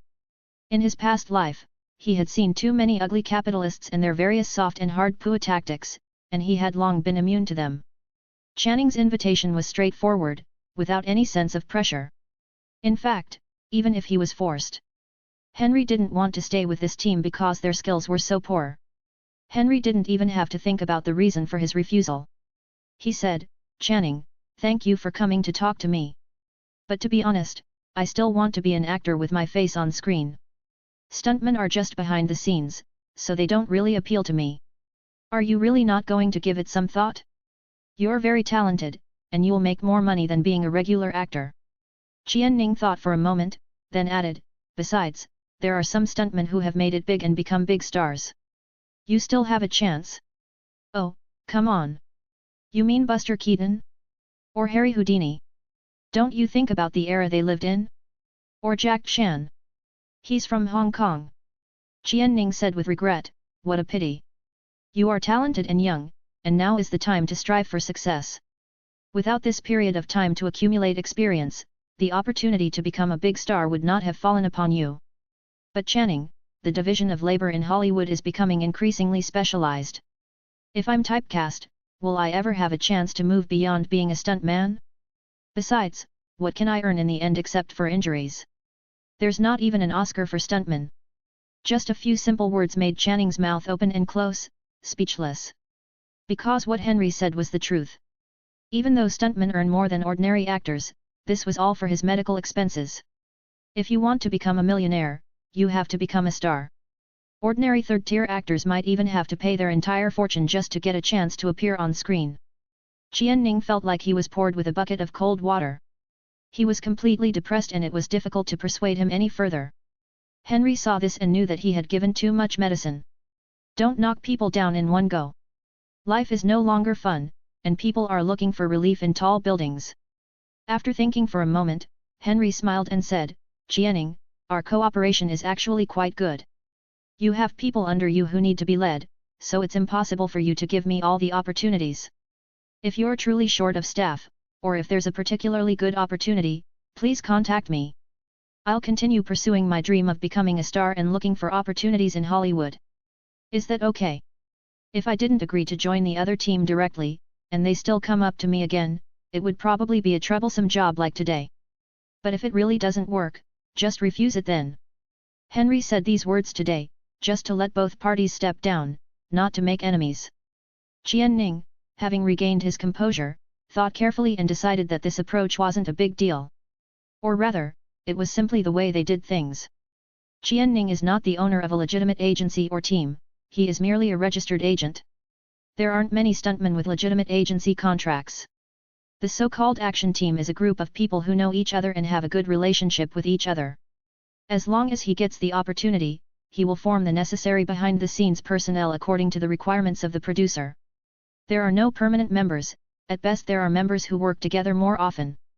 If these people have already taken on other work, they will naturally prioritize those. When selecting actors, the production company's needs come first, followed by the people within their own team. If they can't find enough, they'll look for suitable stunt actors from outside. Henry's answer wasn't a complete rejection. Would he still refuse if he didn't have a job? It was just that when I was arranging people, Channing would come to Henry later in the priority list. Maintaining this kind of relationship was actually enough. After thinking it through, Qian Ning stopped trying to persuade him and said, okay, if there's any need, we'll get in touch again. I hope we can have another opportunity to work together in the future. It will happen. Henry said politely. Chapter 52 Special BBS. Have you heard of that very special BBS? Which university founded it? It wasn't done by any known university, nor by any lab boss. So what's so special about this BBS? Once you're connected, you only have 10 minutes to prove yourself. Once those 10 minutes are up, your computer will be compromised and the virus will immediately paralyze the entire system. I heard a professor was even infected. So? What's so great about this? At best, it's just a poison pot. You'll win if you hit it in a row. What kind of virus would wait 10 minutes for you to activate? Either it executes, or nothing happens. That's the normal state, right? Don't be so ignorant that you'd think computer viruses spread via syringes. Okay, let's not talk about viruses. I still have the same question, what's so special about that BBS? Is it worth the risk of spending 10 minutes online? After connecting to the BBS, there's no introduction, only 3 messages. The first one reads, to those reading this, you have only 10 minutes to protect yourself and gain the right to stay. Otherwise, you can only choose to leave. The message was left by CK. Oh, what's the second message? There's no shit here, don't be fooled. The message was left by KM. KM? Could it be the legendary one, Then what about the third message? That guy up there is shit, this is the biggest treasure. Leave a comment LT. Fuck. If the last two people are really the ones I guessed, then who is CK? I don't know. That's why everyone wants to risk a 10-minute system crash to find the secret of that BBS. Messages like this are quietly spreading in universities across the United States. The rise of personal computers has become an irreversible trend of the times. A considerable number of people are not content to be just users, but are constantly challenging the limits of this emerging product. Just like the emergence of cars, racing competitions were also born at the same time. Finding limits and breaking through them seems to be human instinct. But to put it bluntly, it's just a search for pleasure in the pursuit of death, just like those players of extreme sports. The only difference is that extreme sports pursue the ultimate physical fitness, while here it is a competition of the ultimate wisdom. Therefore, this special BBS quickly spread among this group of college students who were seeking their own death. Especially those top universities that excel in science and engineering, not to mention the self-righteous college students, even professors in the information schools are involved in it. However, most people still had no clue what was happening within 10 minutes. They could only watch helplessly as their computers were hacked, their system files wiped out. And a terrifying clown matrix image with a laughing expression appeared on the screen. If your computer has a sound card and speakers connected, you can also hear strange MIDI laughter. Of course, such rumors also reached the ears of a doctoral student who was leisurely studying at the Institute of Space Physics of the California Institute of Technology. He was admitted to the Department of Electrical Engineering at MIT at the age of 14 and eventually obtained a PhD in engineering physics. My interest in Caltech wasn't so much in the Jet Propulsion Laboratory, which collaborates with NASA, but in Hollywood actresses. I just came to get a degree. As a graduate of MIT, he did not seem out of place in this equally prestigious institution of learning, but he was still seen as a thorn in the eyes of many people. Perhaps the reason why he is regarded as a thorn in the eyes is not because of his university background, but because of his origin and the girls around him. Tony Stark, sole heir to Stark Industries, strolled across this sunny campus. His handsome face instantly captured the attention of many women, and he was also met with envious and resentful glances from the men. Of course, the gazes of those carrot heads did not cause any trouble to Tony Stark. Whether they were in love or jealous, the fact that they were able to enter this university showed that they were smart enough not to mess with the eldest son of the Stark family. Even if it was just a look of contempt, the subsequent impact would be too much for them to bear. Money equals power, this is an unwavering principle in the United States. Anyone who thinks this doesn't hold true simply doesn't have enough money. In a place like this, only two things would catch Master Stark's eye. She was also a beauty who made his heart beat fast. Even if this heartbeat only lasted until the time of the sage, at least it made the young master hard. It was also the unknown that interested him. It could be knowledge, or something he had never seen before. So when he heard the conversation between two creepy guys next to him in the public dining area, he became interested in that special BBS. After swallowing a hamburger from the school cafeteria and abandoning the idea of finding a chef to replace the school cafeteria chef, Tony Stark sat down next to the two slovenly students that no one wanted to approach. The first question he asked was, "What's the IP address of that BBS?"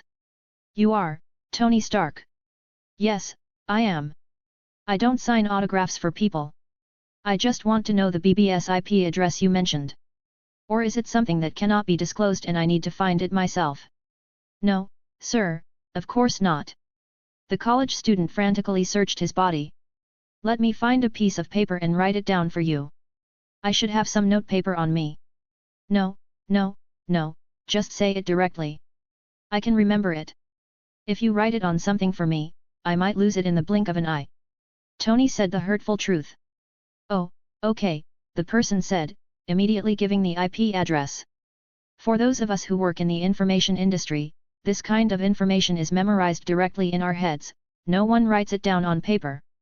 Because important and frequently used things will naturally be remembered, and things that are forgotten are not important at all, so it doesn't matter if they are forgotten. After receiving a string of numbers, Tony Stark didn't say thank you. He just knocked his fist on the table twice, didn't even look at the two people, and stood up and left. The two people who were still sitting there stared at each other as they watched the man walk away. One of them said, "Do you think it's possible for me to get a job at Stark Industries in the future? For something like this, you should have asked directly while the person was present, and then signed a written contract. Everyone knows that the person might forget what they said, let alone something that was not said. Alas, a great opportunity was missed. The two looked at each other and sighed. For those who came from ordinary families and were admitted to Caltech, it was impossible for them to be jealous of that person, because they knew they had no right to be jealous. But that doesn't mean they don't want to cling to this golden thigh. It's just that when the opportunity came, they seemed unable to grasp it. Chapter 53, Clown Virus. Tony Stark left the public dining area and headed to the public computer area in the library. The Starks' villa on Malibu Beach certainly had computers available, with better performance and configuration. But it was a long way from the university, so it was better to use the public computers on campus. In that era, personal computers were still an expensive luxury, and not many college students' families could afford to buy one after they were burdened with tuition loans. However, this emerging thing will inevitably occupy an important position in the foreseeable future. Caltech, with its vision, will undoubtedly devote its full efforts to cultivating talent in this area. The first step, then, is to expose more students to computers. Computers, whether for gaming or the convenience they offer, naturally attract countless university students. Therefore, the public computer areas in libraries are often full, with people sometimes queuing. Since the eldest son of the Stark family wanted to use it, of course he couldn't just stand in line and wait for others to finish using it and get off the plane. Tony found a camera position that suited his eyes and walked over. He patted the shoulder of the fat man who was surfing and chatting on the BBS, then threw out 100 guns and gave him a look. The fat man, who was about to turn around and curse, first saw the green banknotes, then saw the person winking at him. He immediately smiled ingratiatingly and stood up, not forgetting to pat the seat to cool it down a little. During this period, Tony Stark hadn't yet developed the obsessive-compulsive disorder and eccentric personality that would develop after he became the leader of the group. Or rather, Tony's eccentricities, as seen by others, were forced out by those around him with ill intentions. At that time, he was a young master who was in school, had a wealthy family, was generous and loved to play. Anyone who truly understands the art of play knows that those who put their heart into it don't usually have any obsessions with cleanliness or taboos. It could be said that breaking those conventional frameworks, getting dirty yourself, and messing with others is what makes it fun. So, not only was Tony Stark without bodyguards, he also looked rather slovenly, unconcerned with details, and a bit of a hipster vibe. He sat down on the chair that someone else had been sitting on without a second thought. The fat man took the money and stood up, but did not leave immediately. He stepped behind the campus celebrity, wanting to see what this man, whose family assets could buy hundreds of computers, was going to do. Seeing Tony Stark using the terminal interface to log into a certain IP address, the fat man's eyes lit up.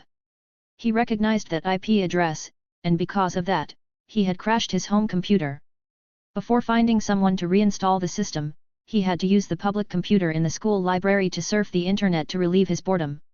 When he saw the notice board page that impressed him so much, the fat man immediately clapped his hands and exclaimed, "Oh my! Look everyone, someone else is going to challenge the clown." As soon as he finished speaking, curious people gathered and started talking. Tony Stark didn't chase them away. He took a moment to turn around and look at the fat man, asking, "Does this BBS have a name?" "No, not really, sir. This BBS doesn't have a name. It's just that in 10 minutes, the entire screen will be taken over by the Joker virus, so we call it that. But don't you pay attention to the time? You only have 10 minutes. That's enough." Tony quickly typed the command into the command prompt. In those days, DOS-based personal computers had no concept of multitasking or multi-opening. You could only use the program you were currently using on the screen. The first random review command Tony typed in wasn't expected to be effective. He just wanted to see the system's error response to determine the underlying system's foundation. After all, each company has its own unique error message, and there is no unified one. This does make it easier to distinguish. Tony immediately recognized this as the Unix environment used by older mainframe computers. He immediately looked up the version number and the BBS's architecture to determine his method of intrusion. After obtaining all the necessary information, Tony concluded that this BBS did not require any other hacking programs. This was because it did not restrict command input, allowing him to perform actions beyond the input instructions. At the same time, the fat man who had given up his seat greeted the gathered crowd, saying, "It's time to place your bets. It's time to place your bets." Let's see if this genius from MIT can become the fourth commenter on the BBS, or if he'll just turn out to be a clown. Suddenly, the public computer area, which was supposed to be quiet, with only the sound of keyboards typing, became bustling with activity. There were even many empty camera seats because most people had gathered behind Tony Stark to watch the fun. This scene alarmed even the library staff. As soon as they heard someone trying to log into the clown BBS, they rushed over to stop it, regardless of whether the person was a genius or the son of a wealthy family. However, the people in the library were of course blocked at the outermost edge by other busybodies, and were unable to prevent the eldest son of the Stark family from showing off his prowess. Or rather, make a fool of oneself. Tony's fingers were incredibly fast, even without the experience of being single.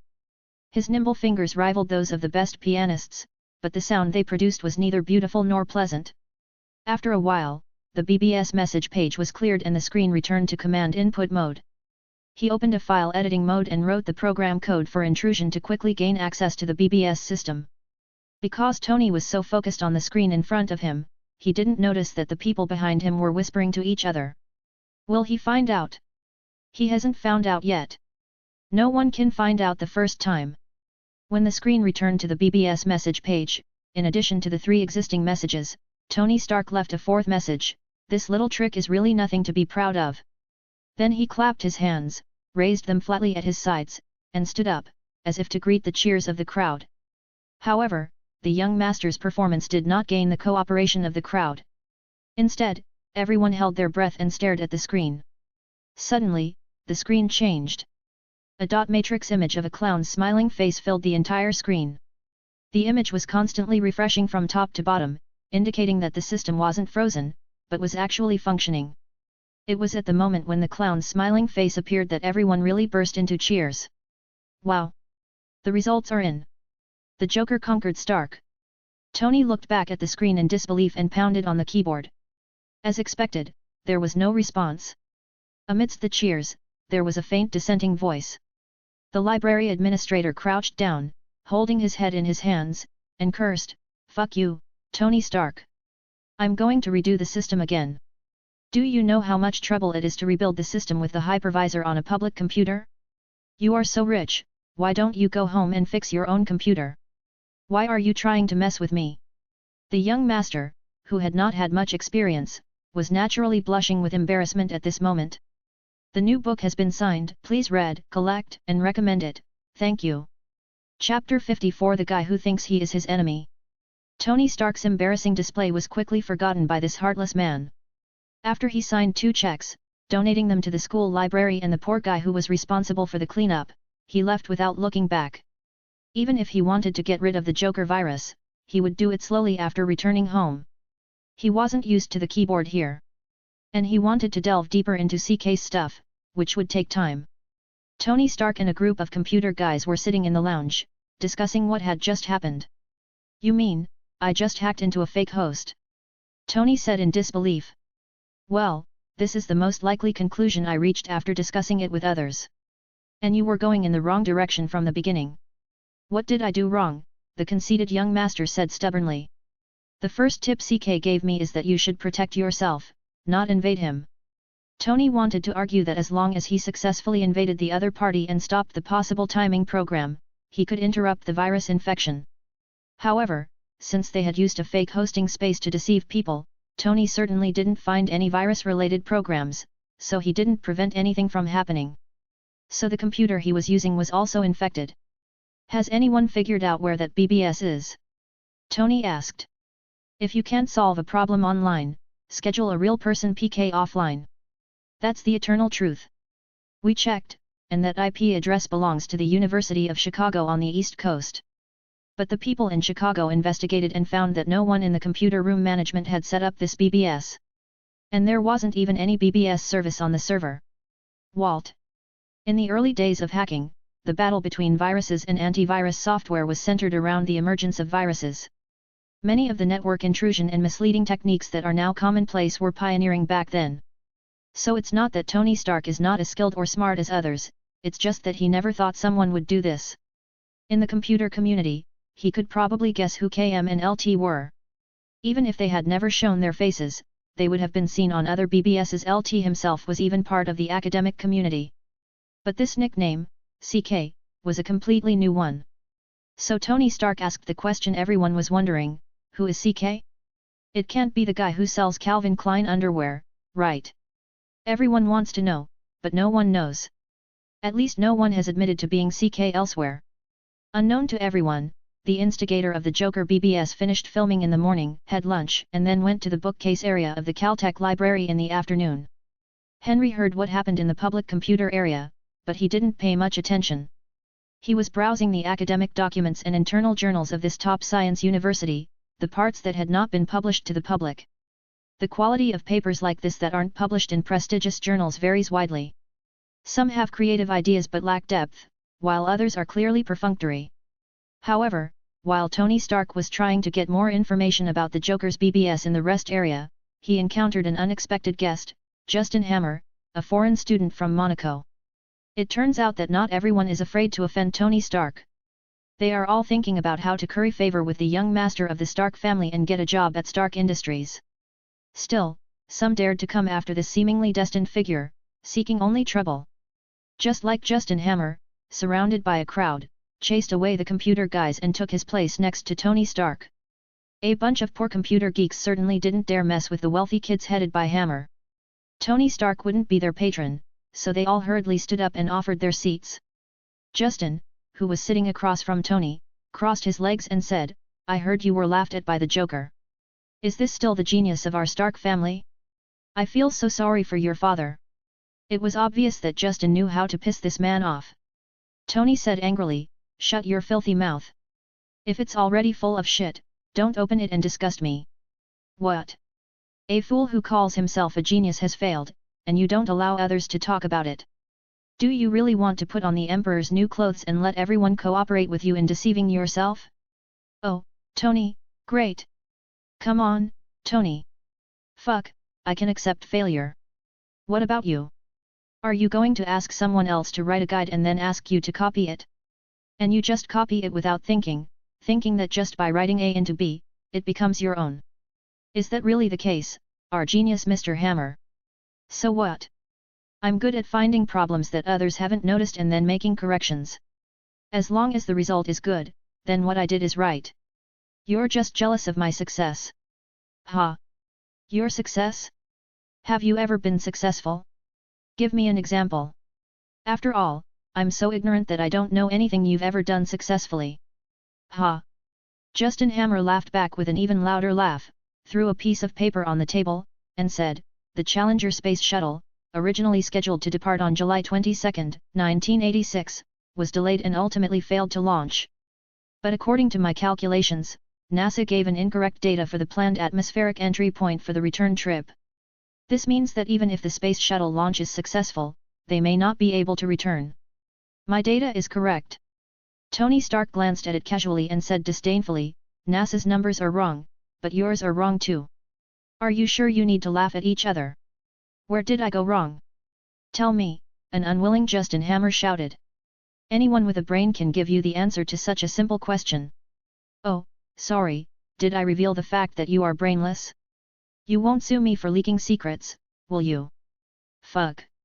Can just anyone solve this problem?" Justin Hammer snapped his fingers angrily at a passerby. "Hey, you!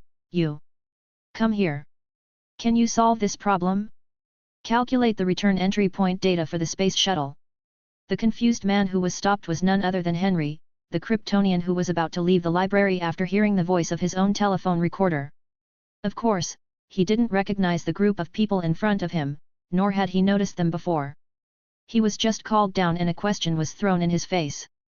He wanted to turn around and leave, but Henry, guided by the idea that helping others is the source of happiness, reported a third number that was different from the two answers on the paper.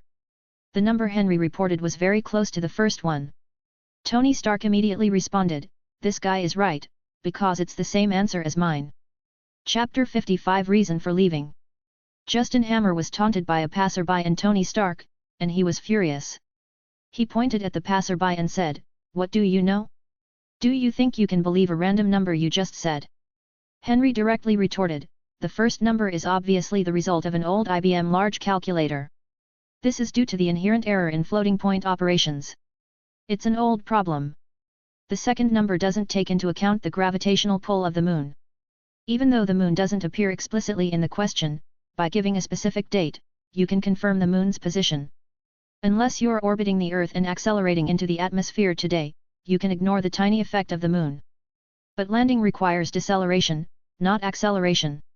So the answer to the question must take into account the influence of the moon's gravity, especially if the entry point is on the same side as the moon. If you ask me this question, are you a member of NASA's Apollo program? If so, I would be worried about whether the astronauts could finally return to Earth. Tony slammed his head and laughed. Justin also slammed his head, but he stood up and glared at the man in front of him. He gritted his teeth and said, "How dare you? Such a simple question, anyone with a brain can tell the answer just by looking. Could it be that the correct answer is wrong? Could it be that? Oh, sorry, I'm being rude. I should have been more patient with people with disabilities." Henry changed his originally sarcastic expression into a sincere and compassionate smile, comforting the man in front of him who was about to have a cerebral hemorrhage. Fuck. Justin Hammer jumped up and pointed at a passerby's nose, threatening, "Believe it or not, I'll have someone fire you. Do you know who I am?" "Of course I don't know who you are. You don't have a name tag. I don't believe you have the guts to fire me." Henry threw a banknote on the table. "How about we make a bet that you can't fire me? I don't want to win by too much, just one win will be enough." Justin Hammer immediately pulled a bill from his pocket and, not caring about the denomination, flicked it onto the table with disdain. He said, "Tell me your student status if you dare. I guarantee you'll no longer be a student here tomorrow." Henry was quick-witted and grabbed all the money on the table, then cursed with a smile, "Idiot, because I'm not a student here. You're not going to expel me." Suddenly, Henry's expression changed again, returning to his sympathetic one. He pouted and said, "Oh, I'm sorry, I was wrong again. I should have been more considerate of the mentally retarded and shouldn't have scolded you. I apologize here. I absolutely did not mean to discriminate against people with disabilities." Fuck. Justin Hammer jumped up and down, almost doing a backflip.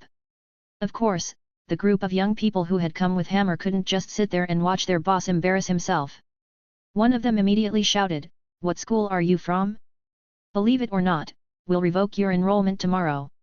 Even your degree won't matter." Henry put on a slapping grin and said, "I still don't believe you can do it, because I didn't even go to college. The only thing I have is a library card from the Los Angeles Municipal Library. It doesn't matter if you cancel it." Someone obviously didn't believe what the person in front of him said, and stammered, "Who are you? How could you?" Pointing to the space shuttle picture on the table. Henry laughed and said, "This kind of knowledge isn't something anyone with a brain possesses. Don't envy me for what I have. You can't envy what you don't have. And you'd have to be a fool to tell you who I am. You're just asking for trouble, idiot. Next time, remember, don't call people." Henry snapped his fingers repeatedly, like you're calling a dog. "When you respect others, you will get respect yourself. If you treat me like a dog, I will treat you like dogs too." After saying that, Henry waved his hand and left with a smile. As for Tony Stark, although he wasn't the center of attention, which was a bit strange for him, he still felt a bit relieved after watching a great show that was filled with laughter and laughter throughout, which made him feel a little less disappointed. Of course, he didn't care who the person who left was. Even though that person could see the answers to the questions on the paper at a glance, that level of knowledge wasn't enough to make Tony Stark look at him differently. Tony appreciated Justin's expression of impotent rage even more. This young man from Monaco has been causing him trouble everywhere, and Tony has long been impatient with him. It's just that Tony never thought about dealing with him, let alone provoking him. But every time Justin ran in front of him, there was no way he would let him go without being humiliated. And today's beating was a relief, Tony Stark thought with satisfaction. Henry's departure wasn't a casual one. Normally, when he was in the library, he wouldn't leave until lunchtime unless he had other plans. But this time was different. Although we had a recorder at home, as long as there was an incoming call and the other party was willing to leave a message, important messages would not be missed. However, Henry still used his super hearing to monitor the phone calls at home. He just didn't run home to answer the phone the moment it rang. This time it was Marion, the Screen Actors Guild clerk who often delivered coffee. She had just delivered a cup this morning, and she called in the afternoon, saying that Henry should contact her as soon as possible.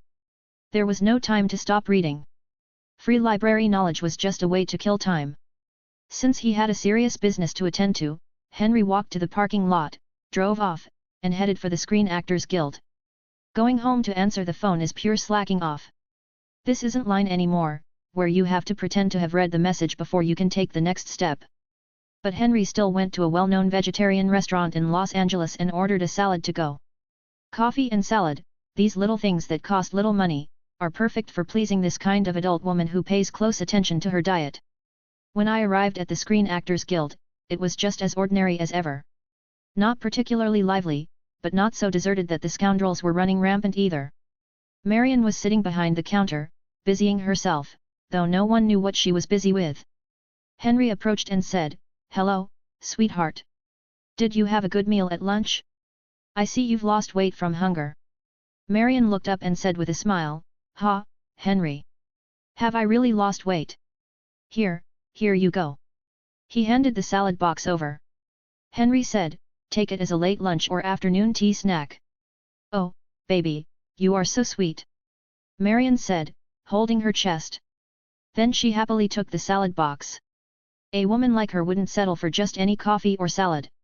Henry happened to deliver the dishes from her favorite shops. They weren't too expensive, but they were delicious and tasty, making them a must-try for Marion. The new book has been signed. Please read, collect, and recommend it, thank you. Chapter 56 Audition Opportunity. However, Marion didn't eat the salad immediately after accepting it. That would be neither polite nor elegant. She pulled out a document and placed it in front of Henry. "Did you hear my message?" she said. "Yes. The crew only had half a day of filming today. I went out for some exercise this afternoon, and when I came back I saw your message." Anyway, he had to find a reason for not answering the phone directly, so Henry made one up. At least exercising is more in line with an actor's persona, going to the library is just too weird.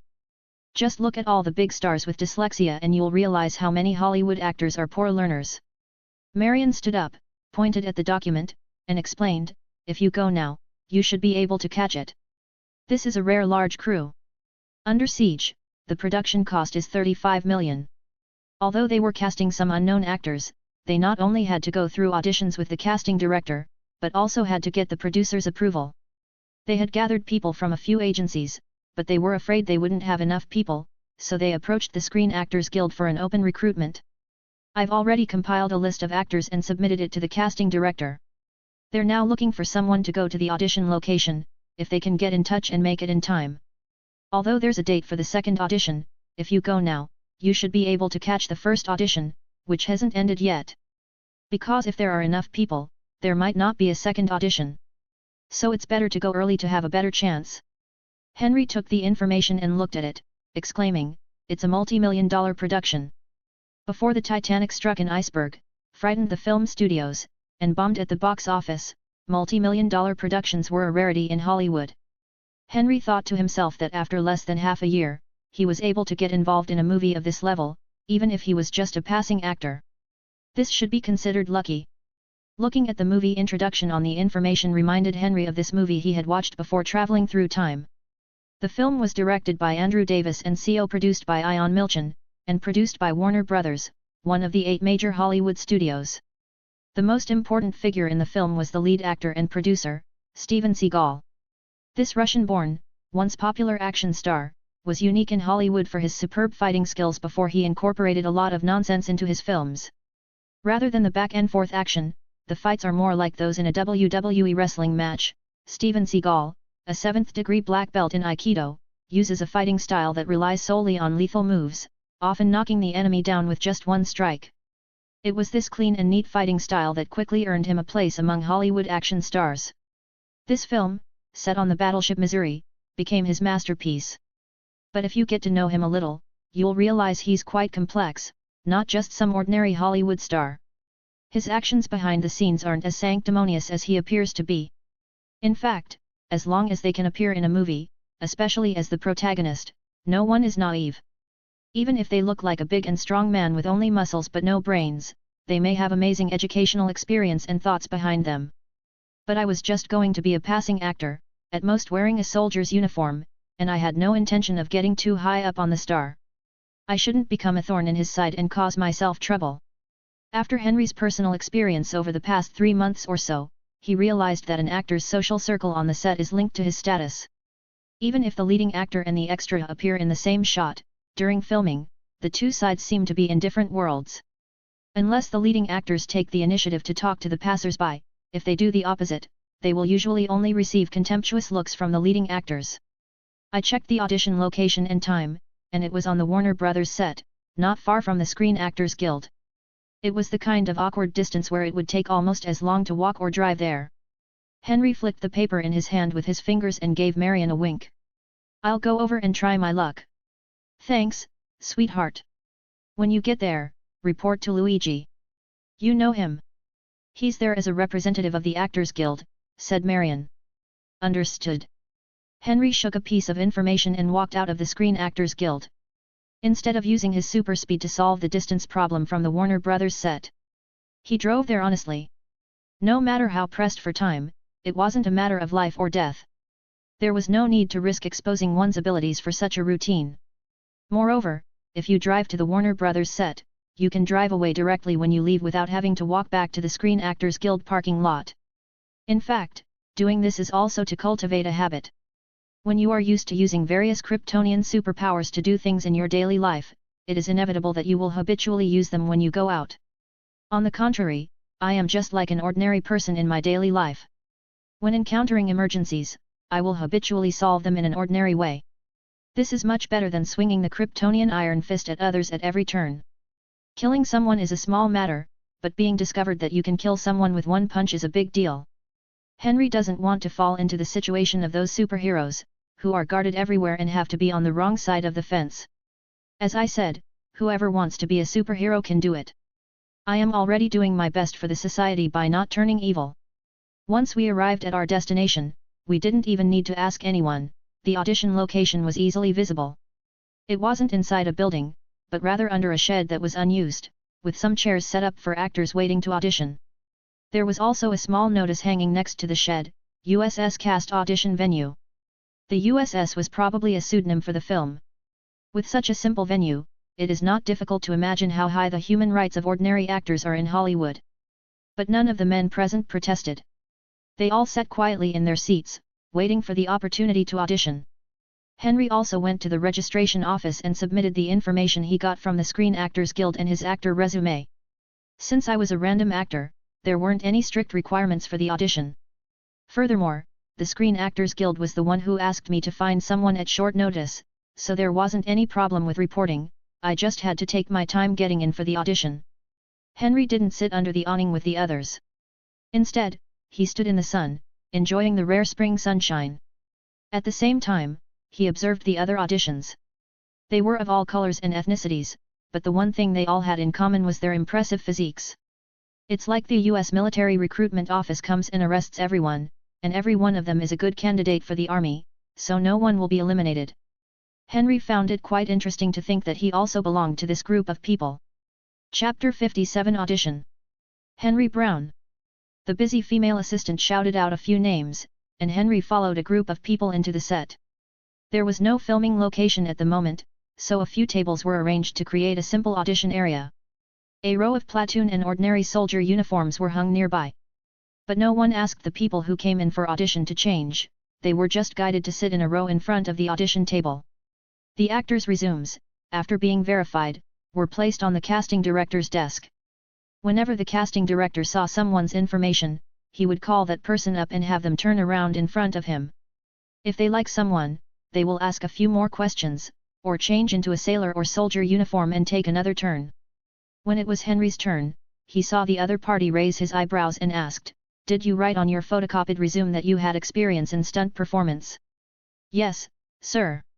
I just completed this qualification not long ago, so I haven't had time to revise my resume yet." "When was it completed?" "This morning, sir." "Oh. Could you please give me a rough idea of what the action is?" "Of course, without violating the confidentiality clause." Henry signed the contracts himself, so he was naturally fully aware of the terms. Besides, that B-movie from earlier in the day didn't have many confidentiality clauses. So without involving the plot, Henry focused on the actions, especially talking about what he had done. Everyone was in the film industry, so they knew all the ins and outs. Just by listening to the general idea, they could imagine what the scene was like. The casting director then asked, "Whose action team are you with?" "Channing. Channing Williams." "Oh, that old guy. Why didn't you sign with him?" "You're only registered with the Screen Actors Guild." "Sir, I still want to be an actor who can show my face, not a stuntman behind the scenes." This reason is perfect, and no one can find fault with it. Who would be willing to be behind the scenes when they have the opportunity to be in front of the camera? So the casting director didn't continue the topic and asked, "Will you get seasick?" Henry replied, "No, sir." "Oh, you're so sure. Do you have a boat at home?" the casting director sneered. "I was on a crabbing boat in Alaska last October and November, fishing for king crabs in the Bering Sea. I made 4 trips in total and never got seasick." "Mad fug." Luigi, the Screen Actors Guild representative sitting next to the casting director, exclaimed loudly, "You're a tough guy to be able to get on the crab boat. It must be very hard on the boat." As he said this, he also leaned over to look at the actor's information in the casting director's hand. "It's hard work on the ship, but the rewards are also good," Henry said honestly. "But you didn't write on your resume." "Well, since that doesn't belong to an actor's qualifications, I didn't write it down there," Henry said honestly. "If you have other work experience, you can also write it down. Sometimes what you have done is more valuable as a reference than what you have acted in," Luigi reminded. "Understood, sir." Usually, representatives of the Screen Actors Guild attend such events to oversee whether the audition process is open and fair. However, sensible crews will give the union representative some benefits so that he will not interfere with other people's decisions. Henry Brown's experience prompted him to speak a few words, but it was mostly small talk out of curiosity. He ended the conversation at the right time, showing that he wasn't being overly particular and wouldn't offend the casting director.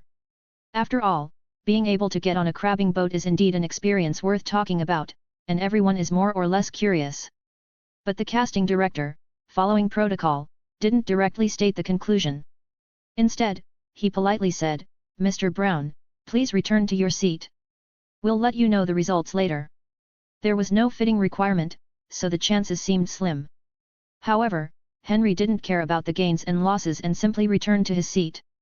In fact, the casting director has already marked Henry and will take him in as a member of the extras unless there is a better match. Because their leading actor often beats people up, whether intentionally or unintentionally, many stunt actors who know the inside story are actually not very willing to work with this big-name action star. To this end, they had to pay the action team higher wages to make them willing to cooperate with the performance.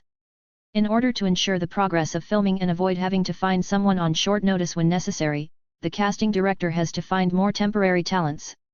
Henry's experience as a stuntman in an action team meant he wasn't shy about being called upon for such work.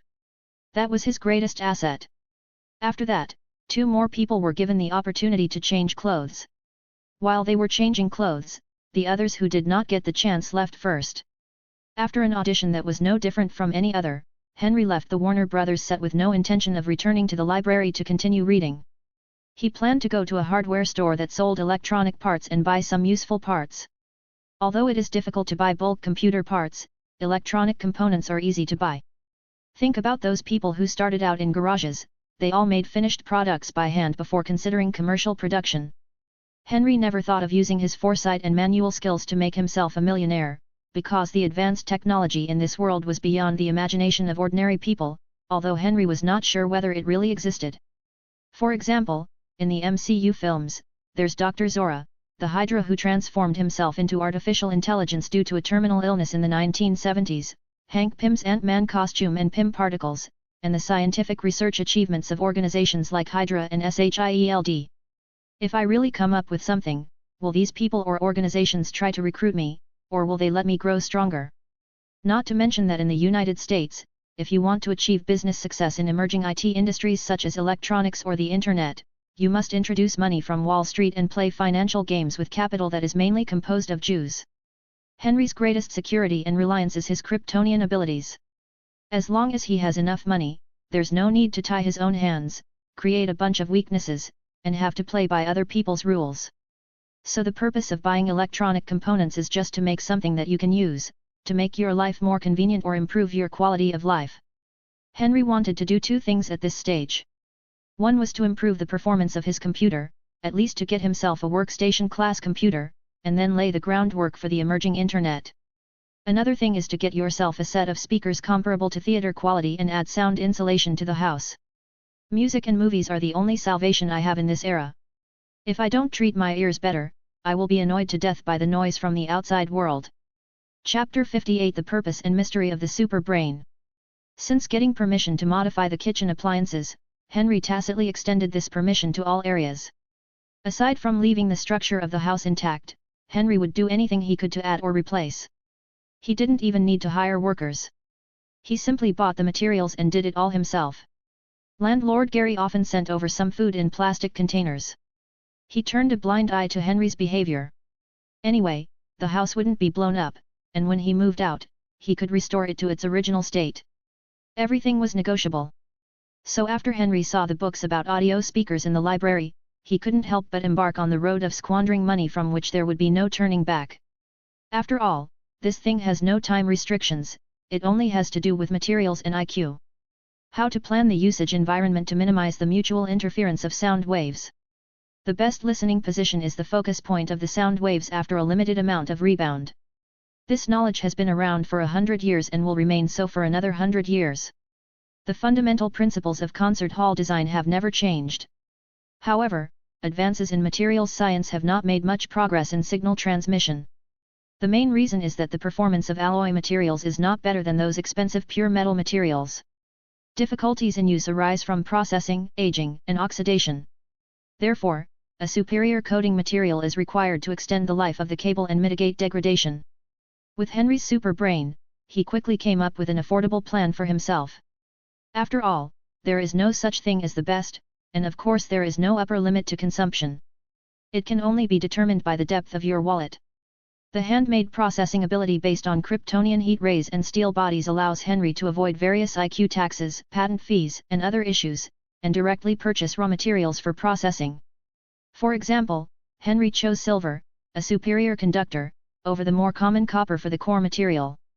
Silver wire's disadvantages include higher raw material costs and processing difficulties, making it difficult to compare ordinary silver wire to top-tier copper wire.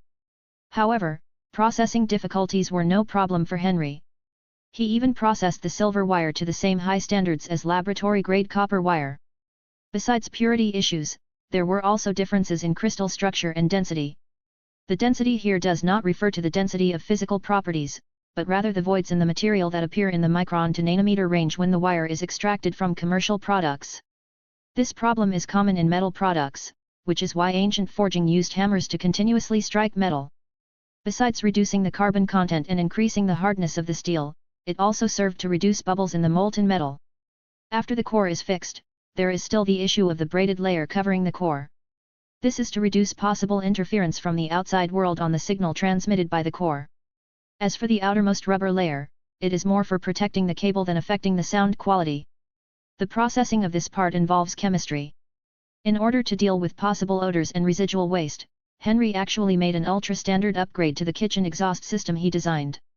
Electrostatic treatment is no big deal. Henry directly developed a laboratory-grade multi-purpose ion treatment system. It can be said that in order to complete the audio equipment he designed, Henry used knowledge from multiple fields such as electronics, materials, and chemistry. Many of them are just conjectures in university papers. Not to mention commercial products, it is even a question whether the laboratory has produced the same thing.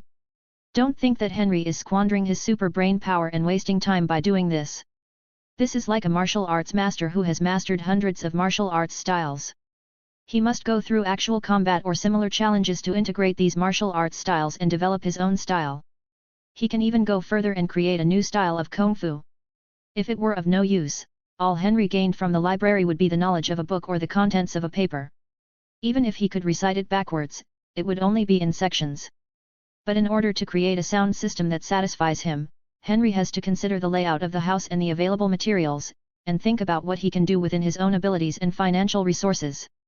Those books and papers were integrated together in practice and finally reflected in what Henry produced. Even during the process, Henry kept thinking about whether there was a better way to do it and whether he could get better results. These requirements also urged him to break through existing knowledge and experiment in unknown areas, resulting in better or worse results. No wonder people say that desire is the driving force behind scientific progress. Without needs and problems, people simply won't consider the unknown. You have to know that compared to Superman, you don't have the Kryptonian technology reserve base in the Fortress of Solitude in the Arctic to draw on. If you don't read and think, even if you have a super brain, you will still be no match for today's Earth scientists. And because of this sound system, Henry experienced for the first time a way of thinking that he had never experienced before the time travel. Before my time travel, I had always been an end user. I didn't need to innovate, even the so-called problem solving was just finding similar templates and applying them from existing examples. But when I have enough knowledge as a foundation, when I face a problem, I can not only directly give a solution using known methods, but also have some additional inspiration. This inspiration can guide you to find better methods or get better results. Moreover, these ideas are not the kind of unfeasible fantasies, but the kind that are feasible and operational and have the potential to succeed. In the past, I had never experienced what inspiration was. I just relied on formulas and templates to solve one problem after another. My low-level job ensured I wouldn't run into problems without solutions. Even if I did, the nature of my job allowed me to offer any answer, depending on whether my boss would accept it. If the boss doesn't agree, the most he can do is reject it and redo it. Then, before the deadline, choose the outcome you can accept from the very bad and not so bad options. It's not impossible to achieve perfection, but you just need to spend time polishing it or hire someone else. Anyway, I can't do it. But inspiration is a wonderful thing. When you have a solid enough foundation and strong logical reasoning ability, inspiration will appear as a natural product. This is not something that follows any formula or template, but it seems to follow many formulas and templates. This indescribable feeling is where Henry truly feels that he is a different person from before he traveled through time. So, are those memories before the time travel real, or are they illusions brought about by the superbrain of this Krypton? For a moment, Henry couldn't tell the difference. Chapter 59 Good News. Good news, Henry, there is good news. Marion said excitedly on the phone. Henry was halfway through cooking dinner, stewing meat and waiting for the rice in the rice cooker, when he received this phone call out of the blue. He looked at the clock on the wall for a moment and said curiously, "I thought it was time to get off work, so you wouldn't deal with your work. Why don't you go home and rest early? Union agents are still agents. Have you ever seen an agent go off duty?" Marion complained. "And this is good news for you. Don't you want to know it sooner?" "Oh, sweetheart, I'm more concerned about your quality of life. Don't overwork yourself." "Of course, I'm also happy to hear the good news, and I'm even more happy that you thought of me first. Tisk, tisk, tisk, tisk, I'm jealous of all the girls you fooled with your mouth." Marion exclaimed on the phone, "Could it be that you're not lonely at all and just want to get rid of me quickly? How is that possible? I'm a poor man who has to cook for myself. And then I spend the whole night watching soap operas on TV. How boring is that? Can you imagine?" Although the evening show was casually mentioned, Henry's feeling was indeed boring. After all, the entertainment of this era was too monotonous for him, who had experienced it before the time travel. His evenings were spent tinkering with his computer while listening to music. Whether programming or tweaking systems, Henry enjoyed it, but the feeling he gained was more of a sense of accomplishment than fun. It was a different feeling. What a shame. I was waiting for my date to pick me up, so I stayed inside the guild. It's no use trying to be pitiful now, honey. It's too late. I gave you my number a long time ago, and if you had asked me out sooner, I wouldn't have left you out. Haha. Henry laughed awkwardly twice. Ever since he learned how American men talk in Alaska, Henry has shown some signs of letting himself go, but he has not dared to let his chastity go. Do you know what was the most popular thing in the United States in the 90s? Answer: AIDS. DC Superman has had experiences with colds, even though it's not a canonical work. But it also shows that under certain conditions, Kryptonians who have been exposed to the sun are not immune to poison. So does Henry still dare to jump? It's true that your Krypton gold dog eyes have X-ray vision capabilities, but at most you can only see how many bone screws someone has had inserted, otherwise, you can only see a shallower picture, such as the color of their underwear.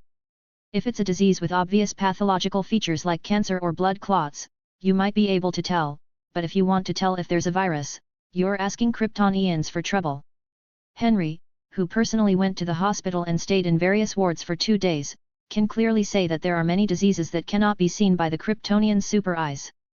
If super sense of smell is combined with other abilities, the range of identifiable diseases will indeed be expanded, but there will still be blind spots.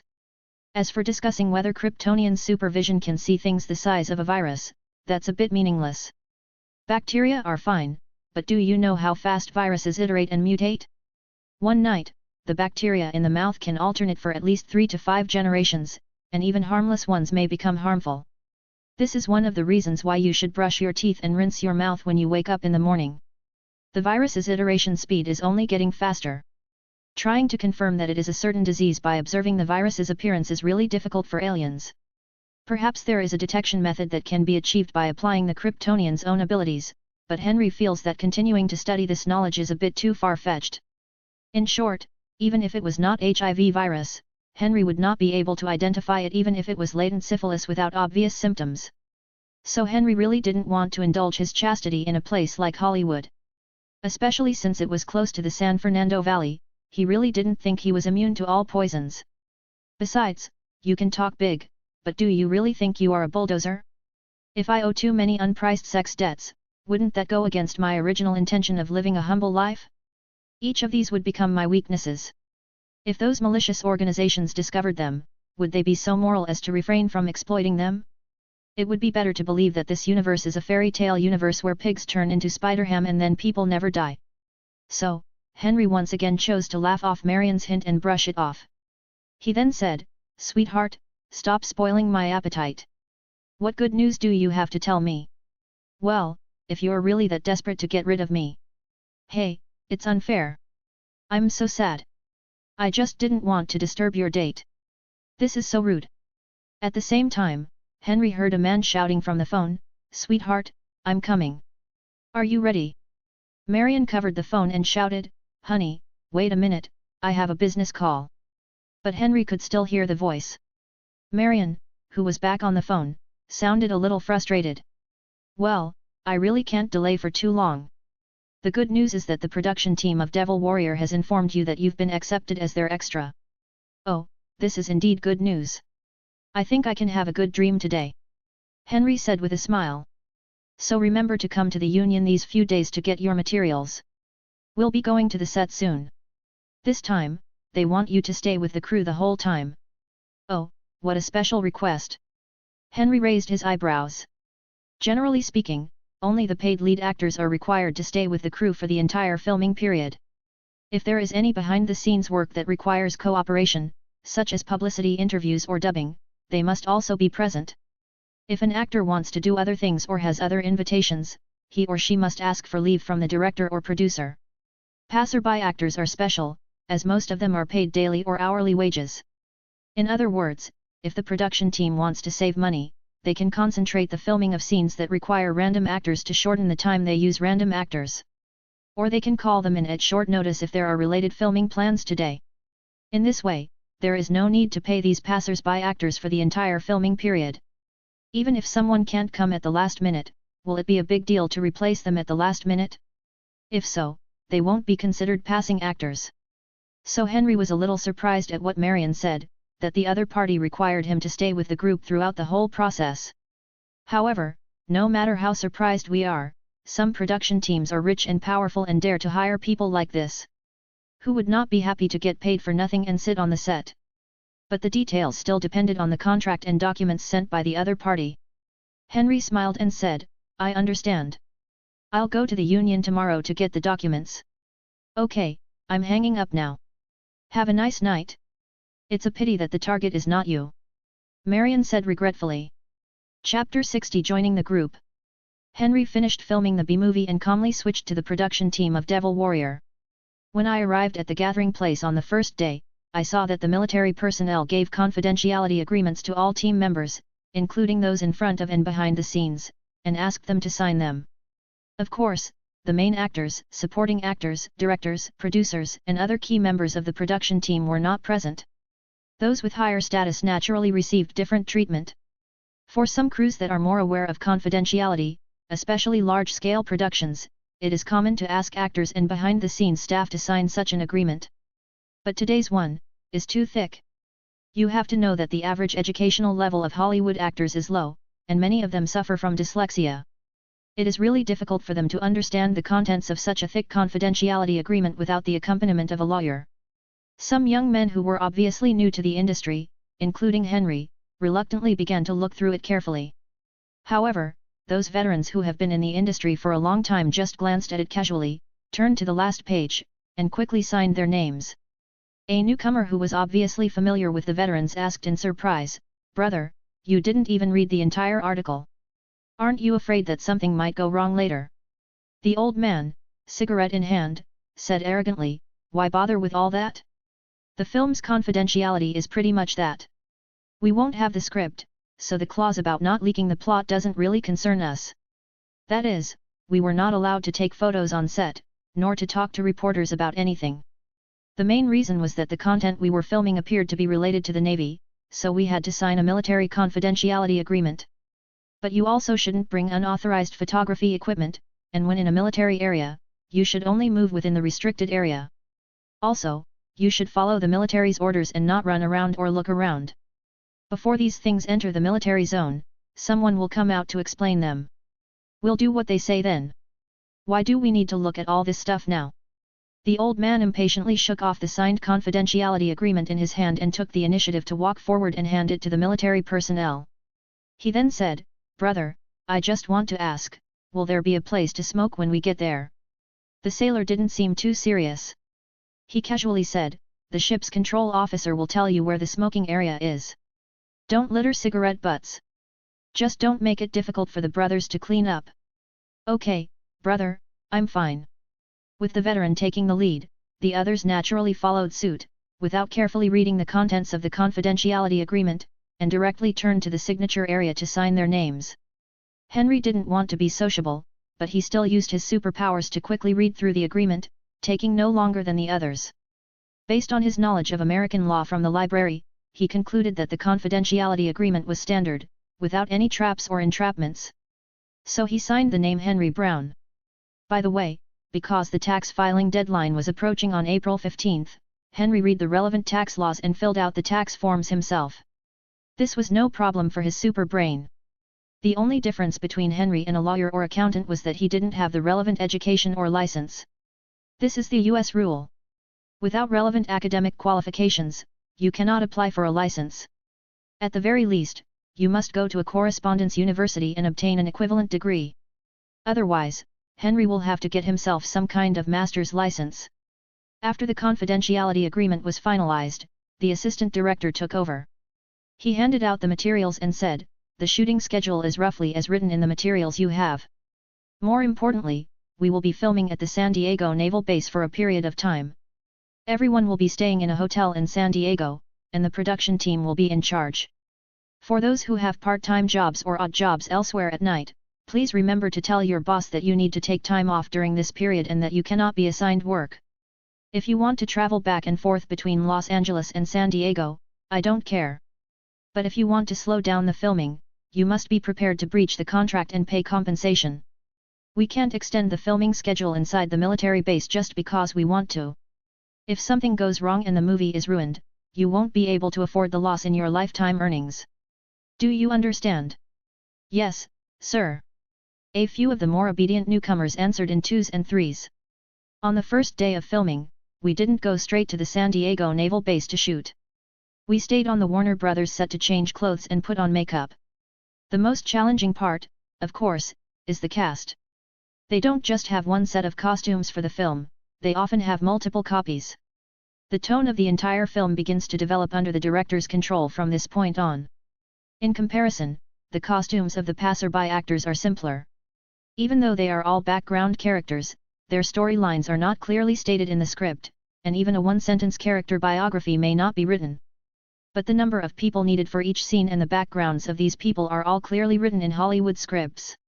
Taking the simplest element of good and evil confrontation in this action movie as an example, there must be some people who play the role of the good guys waiting to be rescued by the protagonist, and some people who play the role of the villains who fight against the protagonist. Most production teams will use passerby actors separately. They will not let a specific person wear decent clothes in a certain scene and follow the protagonist like a little follower, and then change into villain clothes in the next scene and fight with the protagonist. Because some extremely bored haters will actually play the movie frame by frame to find the Easter eggs cleverly buried by the director or the flaws left by accident. The latter is usually more talked about than the former, and those who are picked out will naturally be put on the pillar of shame, becoming the subject of jokes for a long time, or even being unable to get rid of it for life. As for whether there are production teams with enough money to replace a whole group of people in one scene, I can't say for sure. However, by using makeup, changing hairstyles, and wearing different clothes, it is actually difficult to distinguish them when the subject is not in focus. As long as there is no obvious conflict, using a fixed group of passers-by actors is actually more beneficial to the production team within the constraints of the contract. After all, they are people who have auditioned. If a new group is replaced every time a scene is shot, the workload will increase dramatically. Henry was unexpectedly assigned a submariner's uniform. This is considered a villain role in the film, and they have the opportunity to fight the protagonist, so most of the roles were handled by the action teams, with few individual players like Henry. However, when Henry received the clothes from the prop master, he was stunned by the sympathetic look in his eyes.